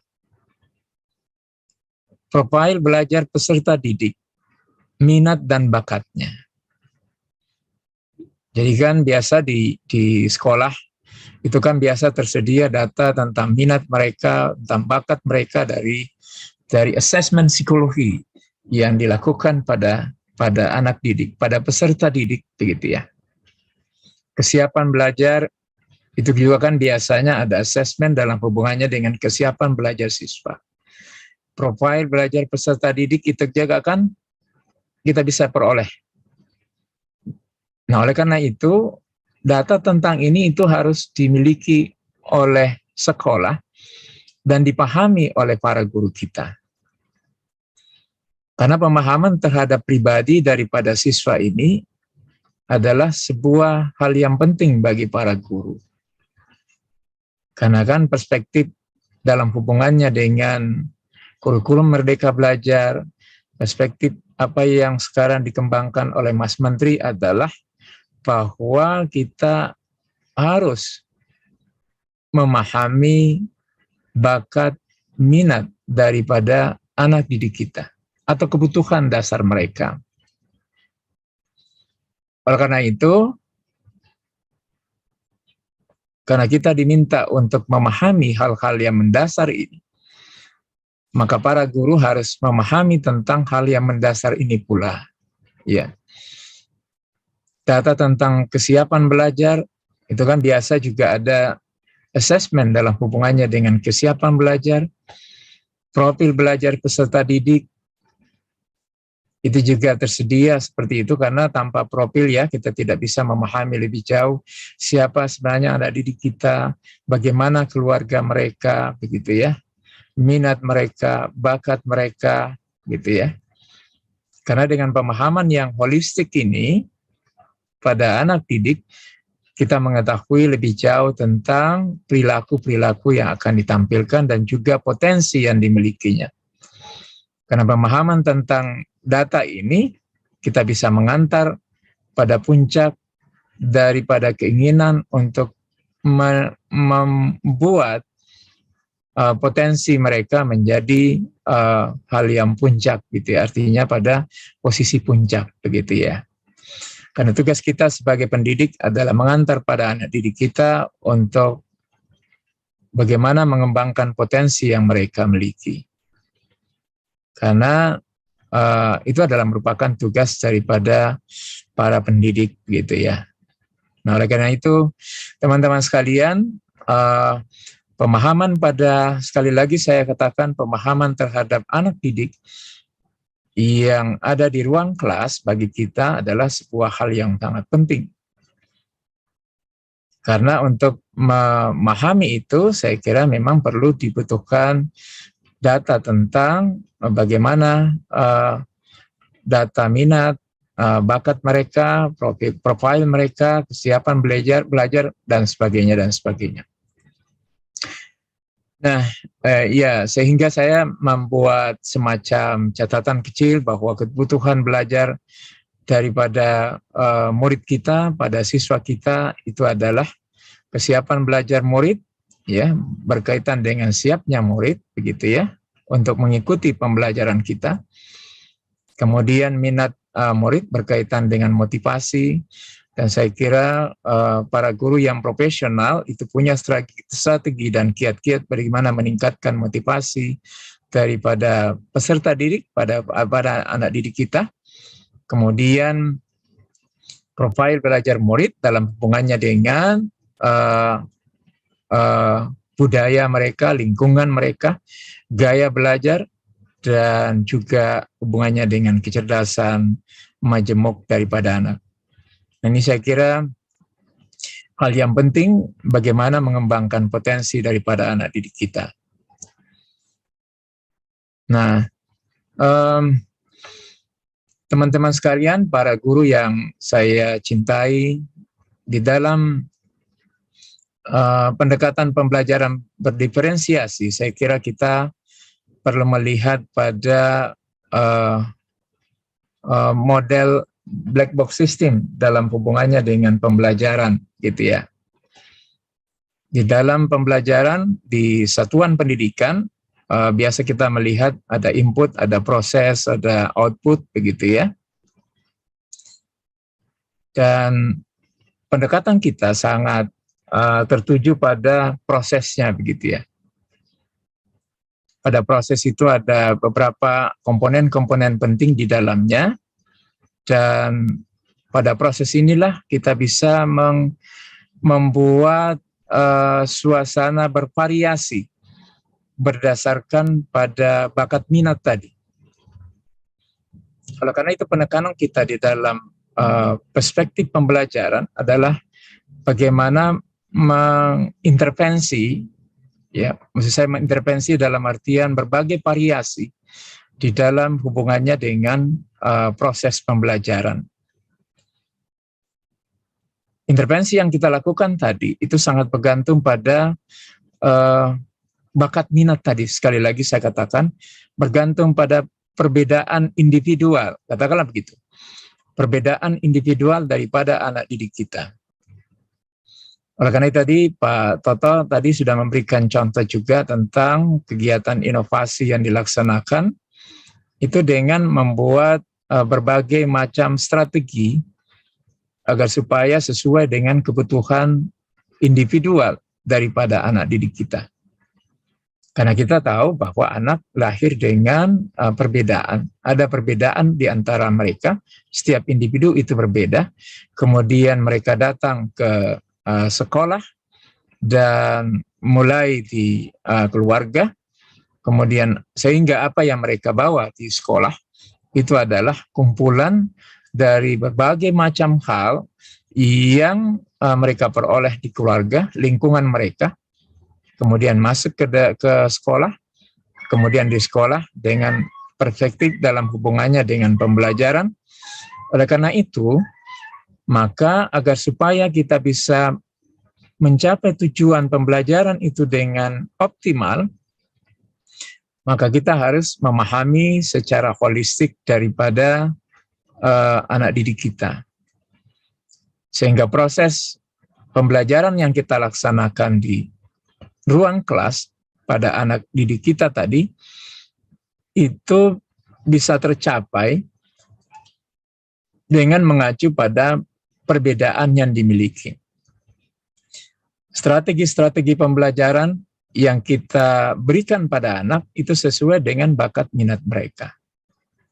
Sehingga di dalam teknis pelaksanaannya bisa kita buat dalam bentuk kelompok-kelompok berdasarkan bakat minat mereka, begitu ya, agar supaya kita bisa mendapatkan optimalisasi hasil dari proses pembelajaran untuk mengantar pada optimalisasi potensi yang dimiliki tadi. Sehingga hasilnya peserta didik menunjukkan apa saja yang sudah dipelajari secara optimal tadi. Karena strategi tadi, oleh karena itu di dalam pendekatan ini, maka saya sangat menekankan bahwa sangat menekankan pada perbedaan individual. Jadi intervensi yang dilakukan tadi itu sangat menekankan pada perbedaan individual yang dimiliki oleh anak didik kita. Nah, itu saya kira sangat mendasar sekali bagi perubahan pembelajaran yang saat ini sementara dikembangkan dan diimplementasikan di satuan pendidikan. Dan sekali lagi suksesnya penerapan pembelajaran di satuan pendidikan ini, di ruang kelas maksud saya, itu juga sangat bergantung pada profesionalisme daripada guru kita. Oleh karena itu sekali lagi teman-teman yang sudah berada pada level yang kita sebut sebagai guru-guru penggerak, saya kira itu bisa memberikan contoh yang baik di dalam mengimplementasikan bagaimana pembelajaran itu dilaksanakan dengan baik. Karena dengan contoh-contoh itu akan ditiru menjadi sebuah kebiasaan-kebiasaan yang baik, dan kebiasaan-kebiasaan yang baik tadi menjadi habit, menjadi perilaku di sekolah, di ruang kelas, dan di sekolah, dan juga di ekosistem pendidikan kita. Teman-teman, saya kira itu hal yang penting barangkali dari saya, dan secara konseptual dan juga kebijakan saya lihat Pak Toto sudah menyampaikan lebih jauh, dan saya sangat istilahnya alhamdulillah sangat terbantu sekali karena Kata sudah menjelaskan panjang lebar begitu ya, sehingga saya kira saya hanya menambah 1-2 slide. Dan teman-teman sekalian, sekali lagi hal yang paling penting adalah mengimplementasikan di ruang kelas bagaimana pembelajaran itu dilaksanakan dengan baik, dalam artian sesuai dengan kebutuhan, bakat, minat, dan keinginan daripada anak didik kita. Kita memang mempunyai kurikulum yang sudah istilahnya intended kurikulum Merdeka Belajar, dan saya kira saat ini teman-teman ada yang mengimplementasikan kurikulum Merdeka Belajar dan juga masih ada kurikulum yang sebelumnya. Tetapi semuanya itu akan bisa berhasil jika implementasi di ruang kelas atau dalam perspektif pembelajaran itu bisa sukses. Karena studi-studi memperlihatkan bahwa permasalahan kita dalam hubungannya dengan pembelajaran ini adalah implementasinya. Bagaimana implementasi di lapangan itu mudah, kemudian dipahami dengan baik oleh anak didik kita, dimengerti, yang kita sebut sebagai meaningful learning gitu ya, pembelajaran bermakna. Karena kan bagaimanapun juga guru di dalam ruang kelas sebagai manajer, oleh karena itu gurulah yang bisa mengantar itu dengan baik. Karena pembelajaran bisa dilaksanakan dengan baik kalau misalnya saja keseluruhan indera daripada anak didik kita itu bisa diaktifkan. Oleh karena itu bagaimana mengaktifkan seluruh indera itu juga adalah strategi pembelajaran dari para guru di dalam mengimplementasikan pembelajaran dari berbagai macam materi atau mata pelajaran yang disampaikan.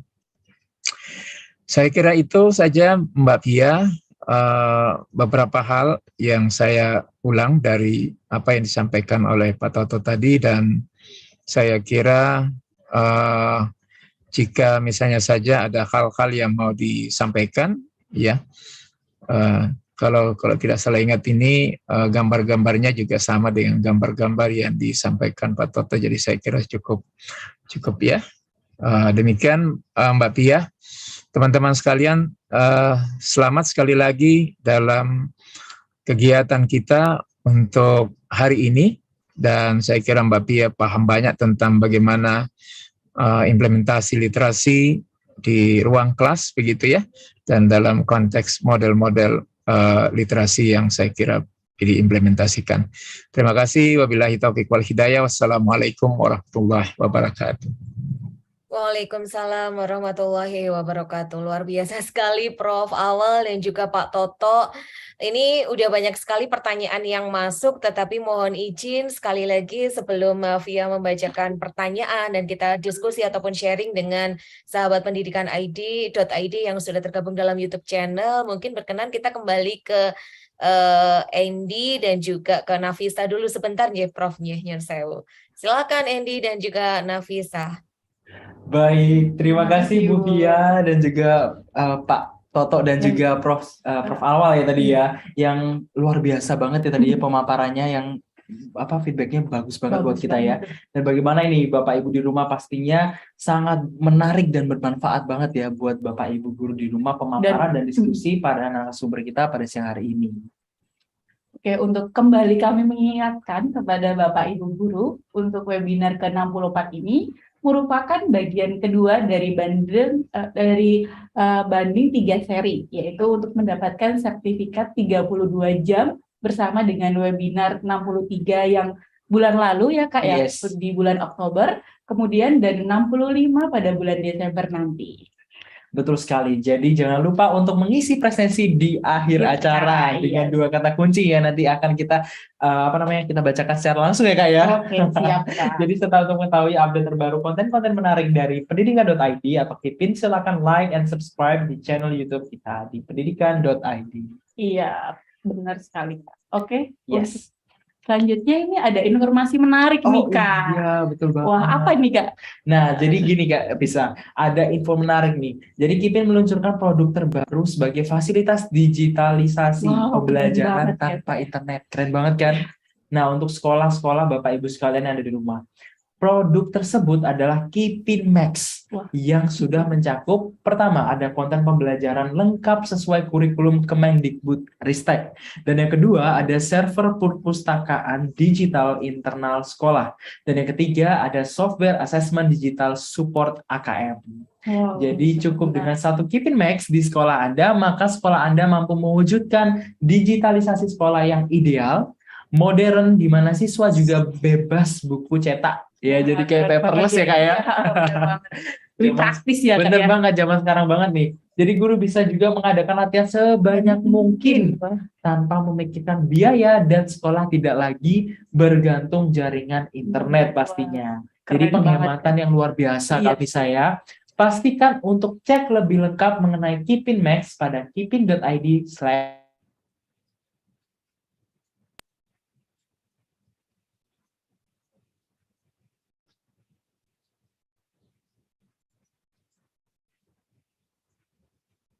Siapkan alat tulisnya untuk kata kunci yang pertama hari ini yaitu cerdas kurmer. Saya ulangi lagi ya.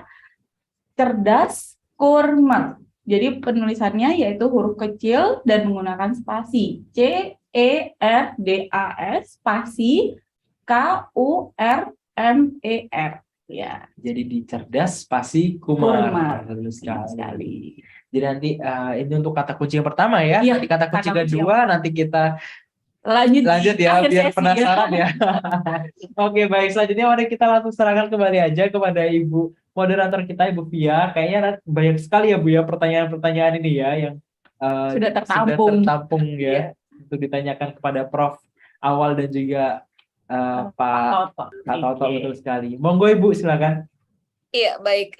Terima kasih. Mohon izin kepada Pak Toto untuk membacakan beberapa pertanyaan nih Pak Toto. Nah, ini yang pertama dari Bapak Arif Rianto yang tergabung dalam YouTube channel. Beliau menanyakan, esensi dari pembelajaran diferensiasi ya. Ada istilah kumpul penjual minyak wangi, maka Anda ikut wangi. Nah, terus kalau siswa dikotak-kotakkan, bagaimana dengan proses pembelajaran agar itu bisa diamati, tiru, dan juga modifikasi. Itu yang pertama Pak Toto, mohon izin. Kemudian yang kedua, ini sebenarnya masih cerita lama ya Pak Toto dan keluhan lama Pak dari Pak Sutrisno nih. Bagaimana esensi dari merdeka belajar itu sendiri ketika guru masih belum merdeka. Kenapa? Karena masih dibebani dengan aturan-aturan dan juga mungkin masih sifatnya administratif nih Pak Toto. Karena memang kemarin dengan pergantian kurikulum itu justru di lapangan kami banyak menemukan guru fokusnya bukan mengubah paradigma pembelajarannya, tetapi justru sibuk menyiapkan perubahan administratifnya, membuat kurikulum operasional sekolahnya yang harus diserahkan ke dinas, dan seterusnya seperti itu Pak Toto. Nah, kemudian satu lagi Pak Toto, ini dari Pak Ahmad Irsyadi, MA, Syekh Sulaiman Baki. Jadi beliau ini bertanya, Pak Toto, bagaimana sih cara menerapkan kemampuan numerasi pada bidang studi ekonomi yang berupa teori ini? Nah, mohon diberikan contoh sederhananya, Pak, karena kami sebetulnya belum begitu paham. Mungkin mohon izin bisa dijawab terlebih dahulu oleh Pak Toto, baru kami lanjutkan ke pertanyaan yang ditujukan kepada Prof. Awaludin. Kepada Pak Toto, disilahkan, Pak. Iya, terima kasih Mbak Via. Pertanyaan ke saya tadi soalnya pas Pak Awal belum presentasi itu. Jadi, ada pertanyaan yang sebenarnya lebih dijawab oleh Pak Awal atau Mbak Via gitu ya, pakar-pakarnya. Kalau saya sih mantan birokrat jadi bukan pakar sebenarnya. Jadi tadi dari Pak Marianto ya, Pak Rianto terkait dengan belajar diferensiasi. Kalau anak minyak wangi tadi ya, Iya. Jadi kalau kita kumpul dengan minyak wangi mungkin ikut istilah wangi gitu ya. ya, jadi Nah, kalau kita kumpulin berkumpul dengan guru-guru yang ya, open minded, mungkin kita bisa ikutan, tapi bagaimana caranya untuk ya, ATM itu sendiri gitu. ya. Pak Rianto, jadi saya kira tidak ada ya satu resep bagaimana yang bisa menjadi petunjuk bagaimana belajar terdiferensiasi gitu. Ada beberapa cara yang ini mungkin secara konteks, tepat di satu konteks situasi tertentu mungkin nggak tepat di situasi yang berbeda. Jadi saya sebutkan tadi di ini SD di Probolinggo, ibu guru itu kebingungan karena gurunya sedikit, terus muridnya juga sedikit, maka digabungkan multi grade teaching gitu ya, multi grade teaching. Mungkin Mbak Pia pernah datang ke sana ke proyek inovasi itu ya di SD yang sangat agak terpencil.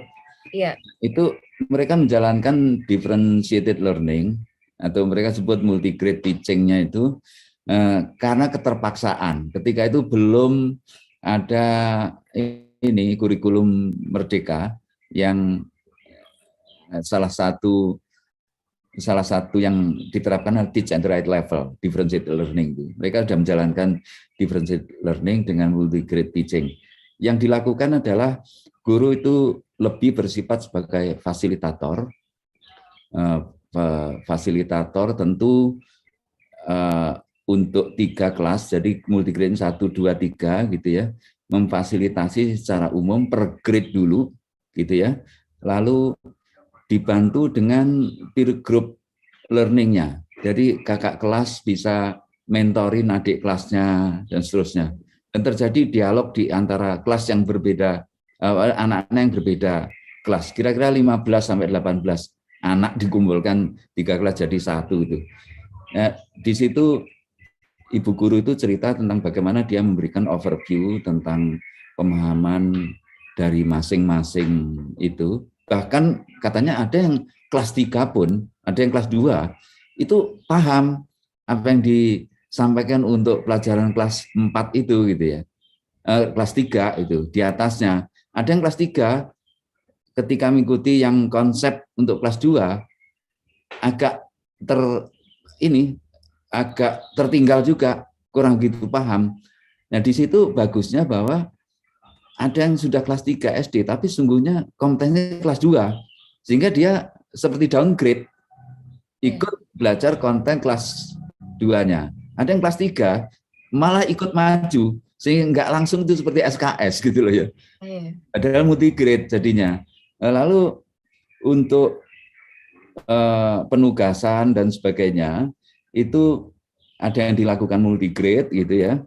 Jika anak-anak itu penugasan bersifat umum dari grade, tidak grade spesifik, dilakukan secara umum lintas grade. Ada juga yang spesifik grade-nya, kelasnya gitu ya. Kemudian contoh kalau di Pasadena itu melakukan flipping the classroom di Pasadena, California, Amerika. Mereka mencoba flipping classroom. Anak-anak diberikan penugasan untuk mata pelajaran yang belum diajarkan. Oke, nak kamu belajar sendiri, dikerjakan di rumah, tugas ini, besok kita bahas bersama. Itu ketika bahas bersama itu, guru seperti ini, diagnostik tes itu sebenarnya itu ya. Melakukan diagnostik tes, oh ternyata di antara 20 anak di kelas itu kemampuannya berbeda-beda. Kemampuan menjelaskan, kemampuan reasoningnya, kemampuan menangkap esensi dari tugas itu gitu ya. Lalu jadi instead of mengajar, anak diminta belajar atau learning duluan, lalu ketika besoknya melakukan bersama-sama di kelas, guru sifatnya memfasilitasi. Dan afirmasi diberikan lebih kepada yang tertinggal, tujuannya supaya untuk catch up. Les afirmasi diberikan pada anak yang kecerdasannya cepat belajarnya, diberikan challenge yang lebih tinggi lagi supaya nggak bosan, gitu ya. Jadi dengan pendekatan itu guru nggak terlalu capek, nggak mengajari setiap topik sesuai kemampuan anak, tetapi pendekatannya betul learning. Anak disuruh belajar dulu, sekaligus nanti besok datang sebagai tes diagnostik, itu hasilnya untuk ngecek perbedaan, lalu ketika diskusi, dialog, guru memfasilitasi. Jadi yang saya pahami beberapa contoh itu lebih kepada proses learning-nya. Heavy on learning, bukan heavy on teaching. Guru ngajari setiap topik, bukan seperti itu. Itu mungkin Pak Awal, Bu Fia nanti bisa memberikan contoh-contoh yang lain ya tentang differentiated learning ini. Karena ya nggak ada satu resep yang bisa manjur untuk semua konteks yang beragam. Kemudian Pak Sutrisno tadi, wah itu menarik sekali, dan itu Pak Sutrisno saya kira menangkap dengan baik apa ya, isu yang umum terjadi sekarang ini seperti yang saya ceritakan tadi.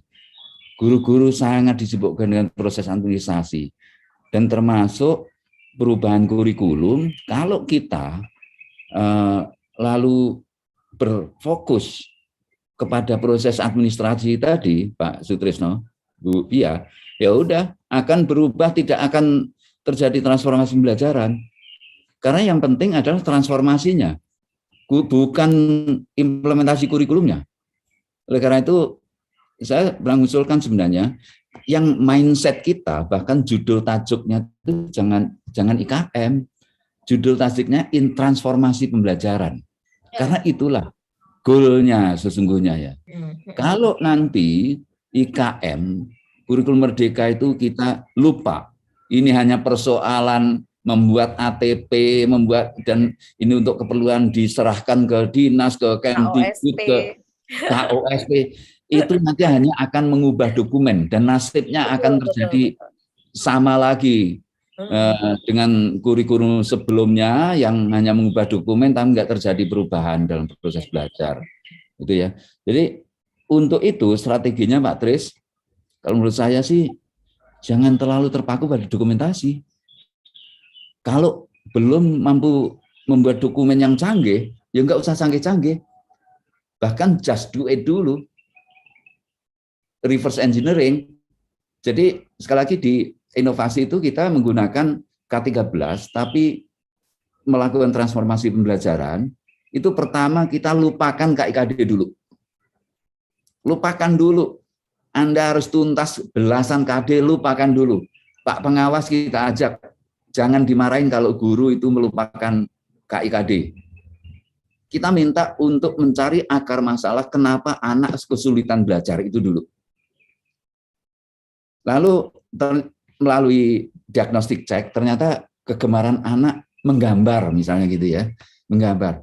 Maka ini SD, karena ini SD ya, menggambar. Maka pelajaran dimulai dengan urutan pertama, anak-anak diminta menggambar. Lupakan KD dulu, lupakan menggambar, buat gambar. Yang kedua, berikan nama dari hewan yang kamu gambar. Oke, mulai nulis. Ceritakan ya, apapun tentang hewan yang kamu gambar. Belajar bahasa Indonesia, presentasikan, belajar explaining. Kemudian karena binatang, sebutkan karakteristik biologis dari binatang yang kamu gambar. Apakah itu mamalia, beranak atau bertelur, dan sebagainya. Udah mulai belajar sains. Dari situ dibuatlah, kalau KD-nya tadi tentang belajar IPA, maka enggak apa-apa dimulai ATP-nya mulai 1 menggambar binatang, 2 memberikan nama binatang, dan seterusnya.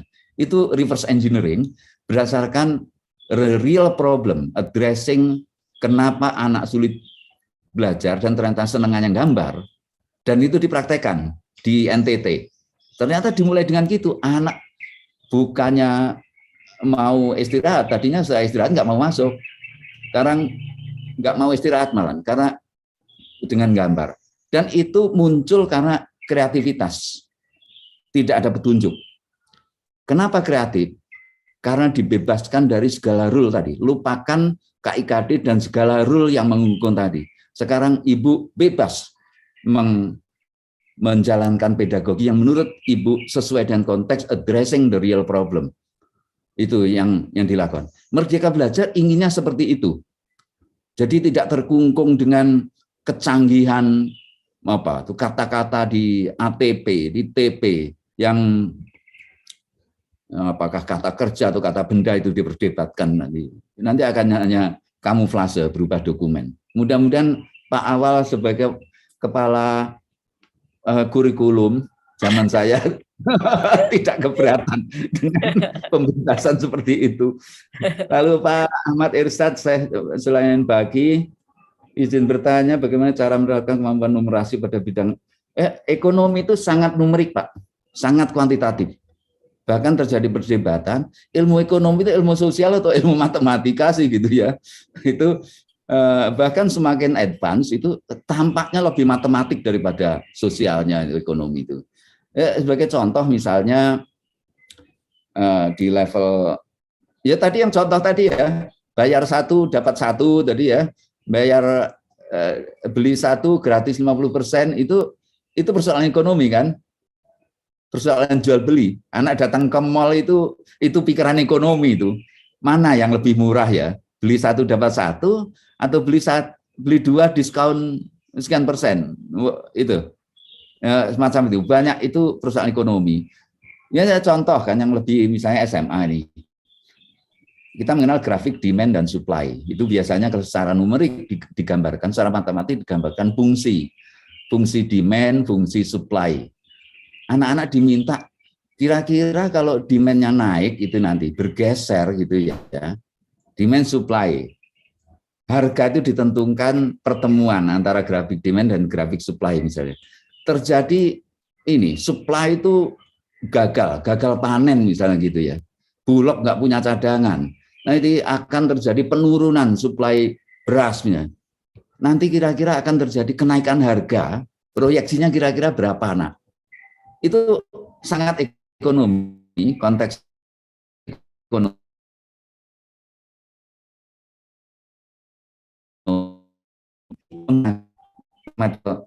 Beberapa contoh antara itu mudah-mudahan ini menjawab pertanyaan. Ya. Demikian Mbak Fia, Pak Awal.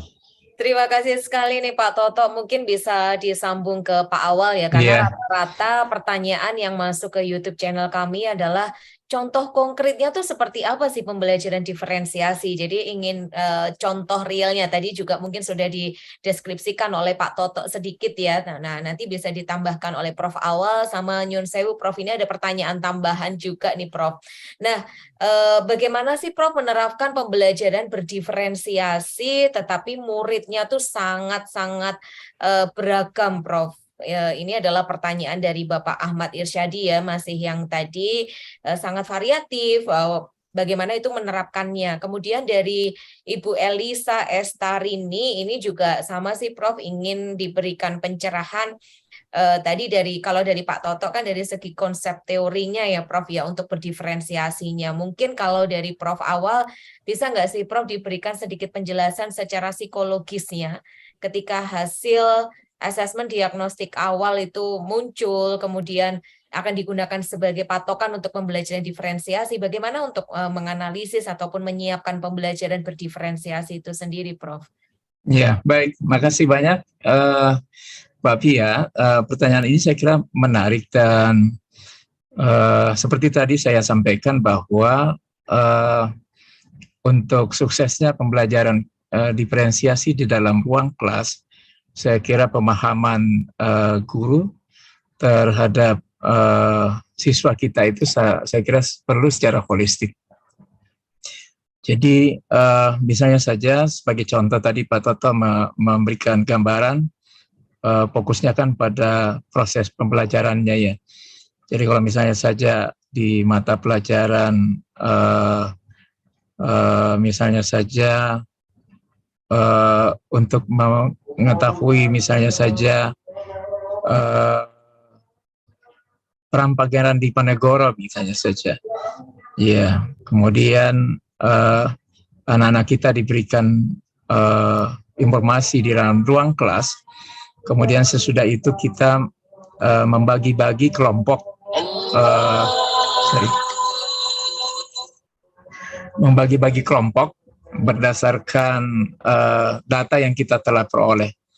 siapa yang harus menjadi ketua kelompok, siapa yang jadi sekretaris kelompok. Kemudian kita mengantar anak-anak kita yang kita sudah bagi kelompok tadi ke museum, misalnya saja begitu. Di museum mereka mencatat peristiwa-peristiwa yang seperti yang kita berikan tugas pada mereka ketika pembagian kelompok itu diberikan pada mereka. Kemudian anak-anak didik kita tadi kita berikan tugas siapa yang jadi ketua, sekretaris, siapa jadi anggota. Kemudian kelompok 1 itu kita berikan tugas misalnya saja mengapa terjadi perang Pangeran Diponegoro, kemudian proses konflik yang terjadi, kemudian kapan berakhirnya, itu dibagi-bagi kelompok. Kemudian kita tugaskan mereka untuk membuat laporan pada tiap-tiap kelompok tadi. Kemudian esok harinya kita meminta para kelompok tadi untuk mempresentasikan. Kita kan sudah mempunyai informasi siapa yang seharusnya menyampaikan itu di depan ruang kelas. Siapa yang mempunyai kemampuan untuk membuat laporan. Siapa yang menjadi penanggap misalnya saja ketika akan ada pertanyaan dari kelompok lain. Nah, saya kira perspektif seperti itu harus dikembangkan dalam hubungannya dengan bakat dan minat mereka atau perbedaan yang dimiliki oleh para anak didik kita, sehingga tugas yang dicapai setiap kelompok itu hasilnya akan optimal. Seperti tadi saya katakan, pada perspektif kriteria daripada pembelajaran diferensiasi ini juga salah satu fokusnya adalah produk. Salah satu yang kita bisa lihat ada produknya. Produk yang kita maksud adalah kemampuan setiap kelompok tadi menampilkan hasil yang dicapai ketika mereka melakukan observasi di museum tadi. Dari laporan mereka, dari penampilan mereka, kemudian improvisasi yang mereka sampaikan ketika mereka di dalam ruang kelas itu tadi berdiskusi. Itu adalah sebuah strategi yang barangkali bisa kita terapkan dalam hubungannya dengan pembelajaran berdiferensiasi, dalam hubungannya dengan variasi daripada peserta didiknya tadi. Oleh karena itu saya katakan tadi waktu saya menjelaskan bahwa pemahaman dari guru kita terhadap perbedaan individual daripada anak didik kita itu adalah merupakan sebuah hal yang penting. Sehingga ketika kita mengimplementasikan tadi pembelajaran pada siswa yang bervariasi, kita sudah mengetahui siapa yang harus dikelompokkan, siapa yang jadi pimpinan kelompok, siapa yang sekretarisnya, siapa yang menjadi anggota, begitu ya. Sehingga tujuan daripada pembelajaran berdiferensiasi tadi bisa tercapai. Nah, itu yang saya kira hal yang paling penting, dan seperti tadi juga katakan oleh Pak Toto, jangan terlalu terikat dengan acuan kurikulum, karena yang paling penting sebenarnya adalah implementasi pembelajaran di ruang kelas tadi. Jadi guru juga tidak terlalu tidak terlalu terikat, tidak terlalu kaku di dalam mencoba menafsirkan apa isi di dalam kurikulum kita. Saya kira di kurikulum Merdeka itu kan lebih luas dibandingkan dengan konsep kurikulum sebelumnya. Saya kira itu Mbak Pia. Jadi saya sangat menekankan bahwa pemahaman individu daripada siswa kita oleh guru kita di ruang kelas itu adalah merupakan faktor penting untuk suksesnya pembelajaran diferensiasi ini di dalam ruang kelas. Ya, saya kira itu Mbak Pia. Baik, terima kasih Prof. Matur nuwun sekali. Ini yang menarik nih kuncinya, mumpung ada Prof Awal yang juga concern di psikologi tadi ya Prof ya. Ada psikologi tersendiri bagi guru sebetulnya ketika ingin melakukan perubahan atau paradigma baru pembelajaran. Karena sebenarnya esensi dari perubahan kurikulum itu kan bukan pada perangkat ajarnya. Perangkat ajar, Ibu dan Bapak semua yang tergabung dalam YouTube channel kita pada siang hari ini tuh bisa mengunduhnya di platform Merdeka Mengajar kan, Prof. Artinya mungkin bisa diadaptasi. Jadi tidak fokus ke penyusunan KOSP-nya mungkin, atau hal-hal lain, misalnya membuat butir-butir pertanyaan untuk asesmen diagnostik, misalnya seperti itu. Ada hal yang paling esensial adalah menyiapkan mindset atau mental guru-guru ketika ada satu guru ingin berubah, paradigmanya ingin berubah, tapi guru lain di kelas yang sama, misalnya kelas 10A dan 10B atau 2A dan 2B ya kalau guru kelas kan ya. Guru yang satunya tidak mau berubah. Akhirnya ada pressure dari orang tua bahwa kok berbeda pembelajarannya, apakah didapatkan. Nah, bagaimana untuk bisa kepala sekolah mungkin atau guru-guru mungkin untuk bisa menyelaraskan ini agar tetap teguh berjalan di jalan yang lurus tanpa mungkin melihat halangan-halangan itu ya Prof ya, karena itu yang paling penting dari semua paradigma perubahan itu sendiri. Pasti ada hal yang mungkin saling bersinggungan, terutama jika rekan kita tidak sejalan seperti itu, atau mungkin pimpinan, karena ini yang sering dikemukakan dalam implementasinya Merdeka Belajar ini. Guru sangat senang sekali, RPP sudah diringankan, penilaian sudah diringankan, modul-modul ajar sudah disediakan semua, video dan seterusnya. Tapi ada hal psikologis selain diferensiasi dari peserta didik, ada diferensiasi dari lingkungan sekolah itu sendiri, baik guru ataupun kepala sekolah. Mungkin mohon pencerahannya Prof terakhir ini. Mohon izin. Mbak Pia, iya. Saya kira itu adalah fenomena menarik ya, dan saya memang mendengar informasi di lapangan seperti itu. Jadi teman-teman juga ingin berubah begitu ya, tetapi kadangkala di dalam istilahnya mungkin ekosistemnya ya, atau sistemnya lah di dalam di sekolah itu saya kira kadang-kala membuat mereka istilahnya ada hambatan seperti itu. Oleh karena itu saya kira peran kepala sekolah sangat penting sekali, karena kepala sekolah sebagai manajer di sekolah itu saya kira harus memerankan fungsinya begitu ya. Jadi kepala sekolah saya kira saat ini saya kira sudah sangat berbeda dibandingkan dengan kepala-kepala sekolah pada era-era sebelumnya kali ya, ketika era Merdeka Belajar ini diluncurkan seperti itu, atau ketika periode-periode kebijakan kementerian sebelumnya. Jadi kepala sekolah sekarang tidak boleh dia yang dilayani, tapi harus melayani. Jadi prinsipnya seperti itu kan. Jadi kalau guru harus melayani muridnya begitu ya, seperti pramugari di pesawat begitu ya, melayani para para penumpang. Demikian juga para kepala sekolah. Kepala sekolah kita diharapkan agar supaya bisa menerima informasi, bisa sekali-sekali istilahnya turba ya. Turba itu artinya membuat situasi di sekolah itu menjadi situasi dengan lingkungan yang kondusif. Mungkin ada hari-hari tertentu dilakukan pertemuan-pertemuan begitu ya, yang bisa dijadikan sebagai acuan sebagai forum komunikasi di sekolah. Forum komunikasi di sekolah di mana para guru itu bisa mengemukakan pendapatnya begitu ya. Tapi itu harus dimulai dari kepala sekolah. Bagaimana guru-guru kita bisa terbuka, bisa menyampaikan keterbukaan itu, informasi yang mereka miliki. Kalau kita sendiri tidak terbuka untuk hal itu. Nah, oleh karena itu saya kira untuk kasus pertanyaan itu tadi, saya kira peran kepala sekolah itu sangat penting sekali karena dia sebagai manajer. Dia sebagai manajer di sekolah dan karena sekarang kan memang sudah era keterbukaan dan sudah waktunya lah, tidak seperti sebelumnya bahwa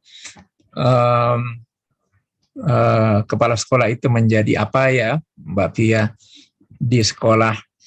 Nah, sekarang mereka harus istilahnya turun ke bawah dan juga mendengarkan informasi yang dikeluhkan tanda-tanda kutip dialami oleh para guru kita. Karena itu mungkin perlu seminggu 2-3 kali, seminggu 1-2 kali di hari-hari tertentu, barangkali mungkin hari Jumat dibuat hari di mana ada kegiatan senam, mungkin di situ barangkali situasinya atau suasananya bisa kita terbuka seperti itu. Karena yang demikian tidak bisa secara formal saja untuk diinikan ya, tetapi juga secara informal.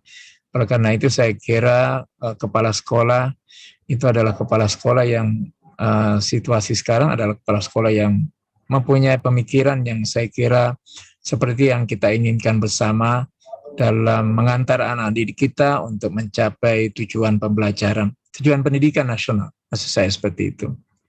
Ya. Saya kira begitu Mbak Pia, kuncinya juga, jadi di sekolah itu di satuan pendidikan saya kira kuncinya adalah kepala sekolah, kemudian ke bawah lagi pada wakil-wakil kepala sekolah, kemudian para guru dan juga ekosistem kita di sekolah. Itu perlu dibangun dengan baik. Dan jangan lupa peran keluarga dan masyarakat itu saya kira sangat penting sekali. Saya kira itu Mbak Pia. Baik, terima kasih sekali Prof. Awaludin Jalla. Kemudian ada Pak Toto juga ya di akhir sesi diskusi kita siang hari ini. Nampaknya sangat menarik nih Pak Toto, karena memang Pak Toto, Prof. Awal dan juga Pak Toto ini, terutama Pak Toto dulu. Pak Toto ini kemarin setelah dari hasil rapor pendidikan yang pertama begitu dibuka hasil ANBK-nya, literasi numerasinya merah, orange, kemudian kuning, ini semuanya pada gelisah nih bagaimana cara-caranya, makanya ada tips and tricks sampai seperti itu. Padahal tadi Pak Toto menyampaikan lebih baik itu berkelanjutan, dilakukan secara rutin, kolaboratif, itu akan menjadi sebuah habit yang bagus, terutama ketika ingin melihat ANBK atau menyiapkan ANBK itu bisa dilihat soalnya tidak langsung menjawab, tetapi bagaimana cara mengasah critical thinking peserta didik. Kemudian tadi Prof. Awal dan juga Pak Toto menyampaikan lebih baik adalah esensi paradigma perubahan dari pembelajaran itu sendiri, bukan lagi administratifnya, karena semuanya sudah tersedia juga ya di platform Merdeka Mengajar. Kemudian semakin bisa kolaboratif dengan komunitas belajar yang ada di sekolah ataupun antar sekolah. Dan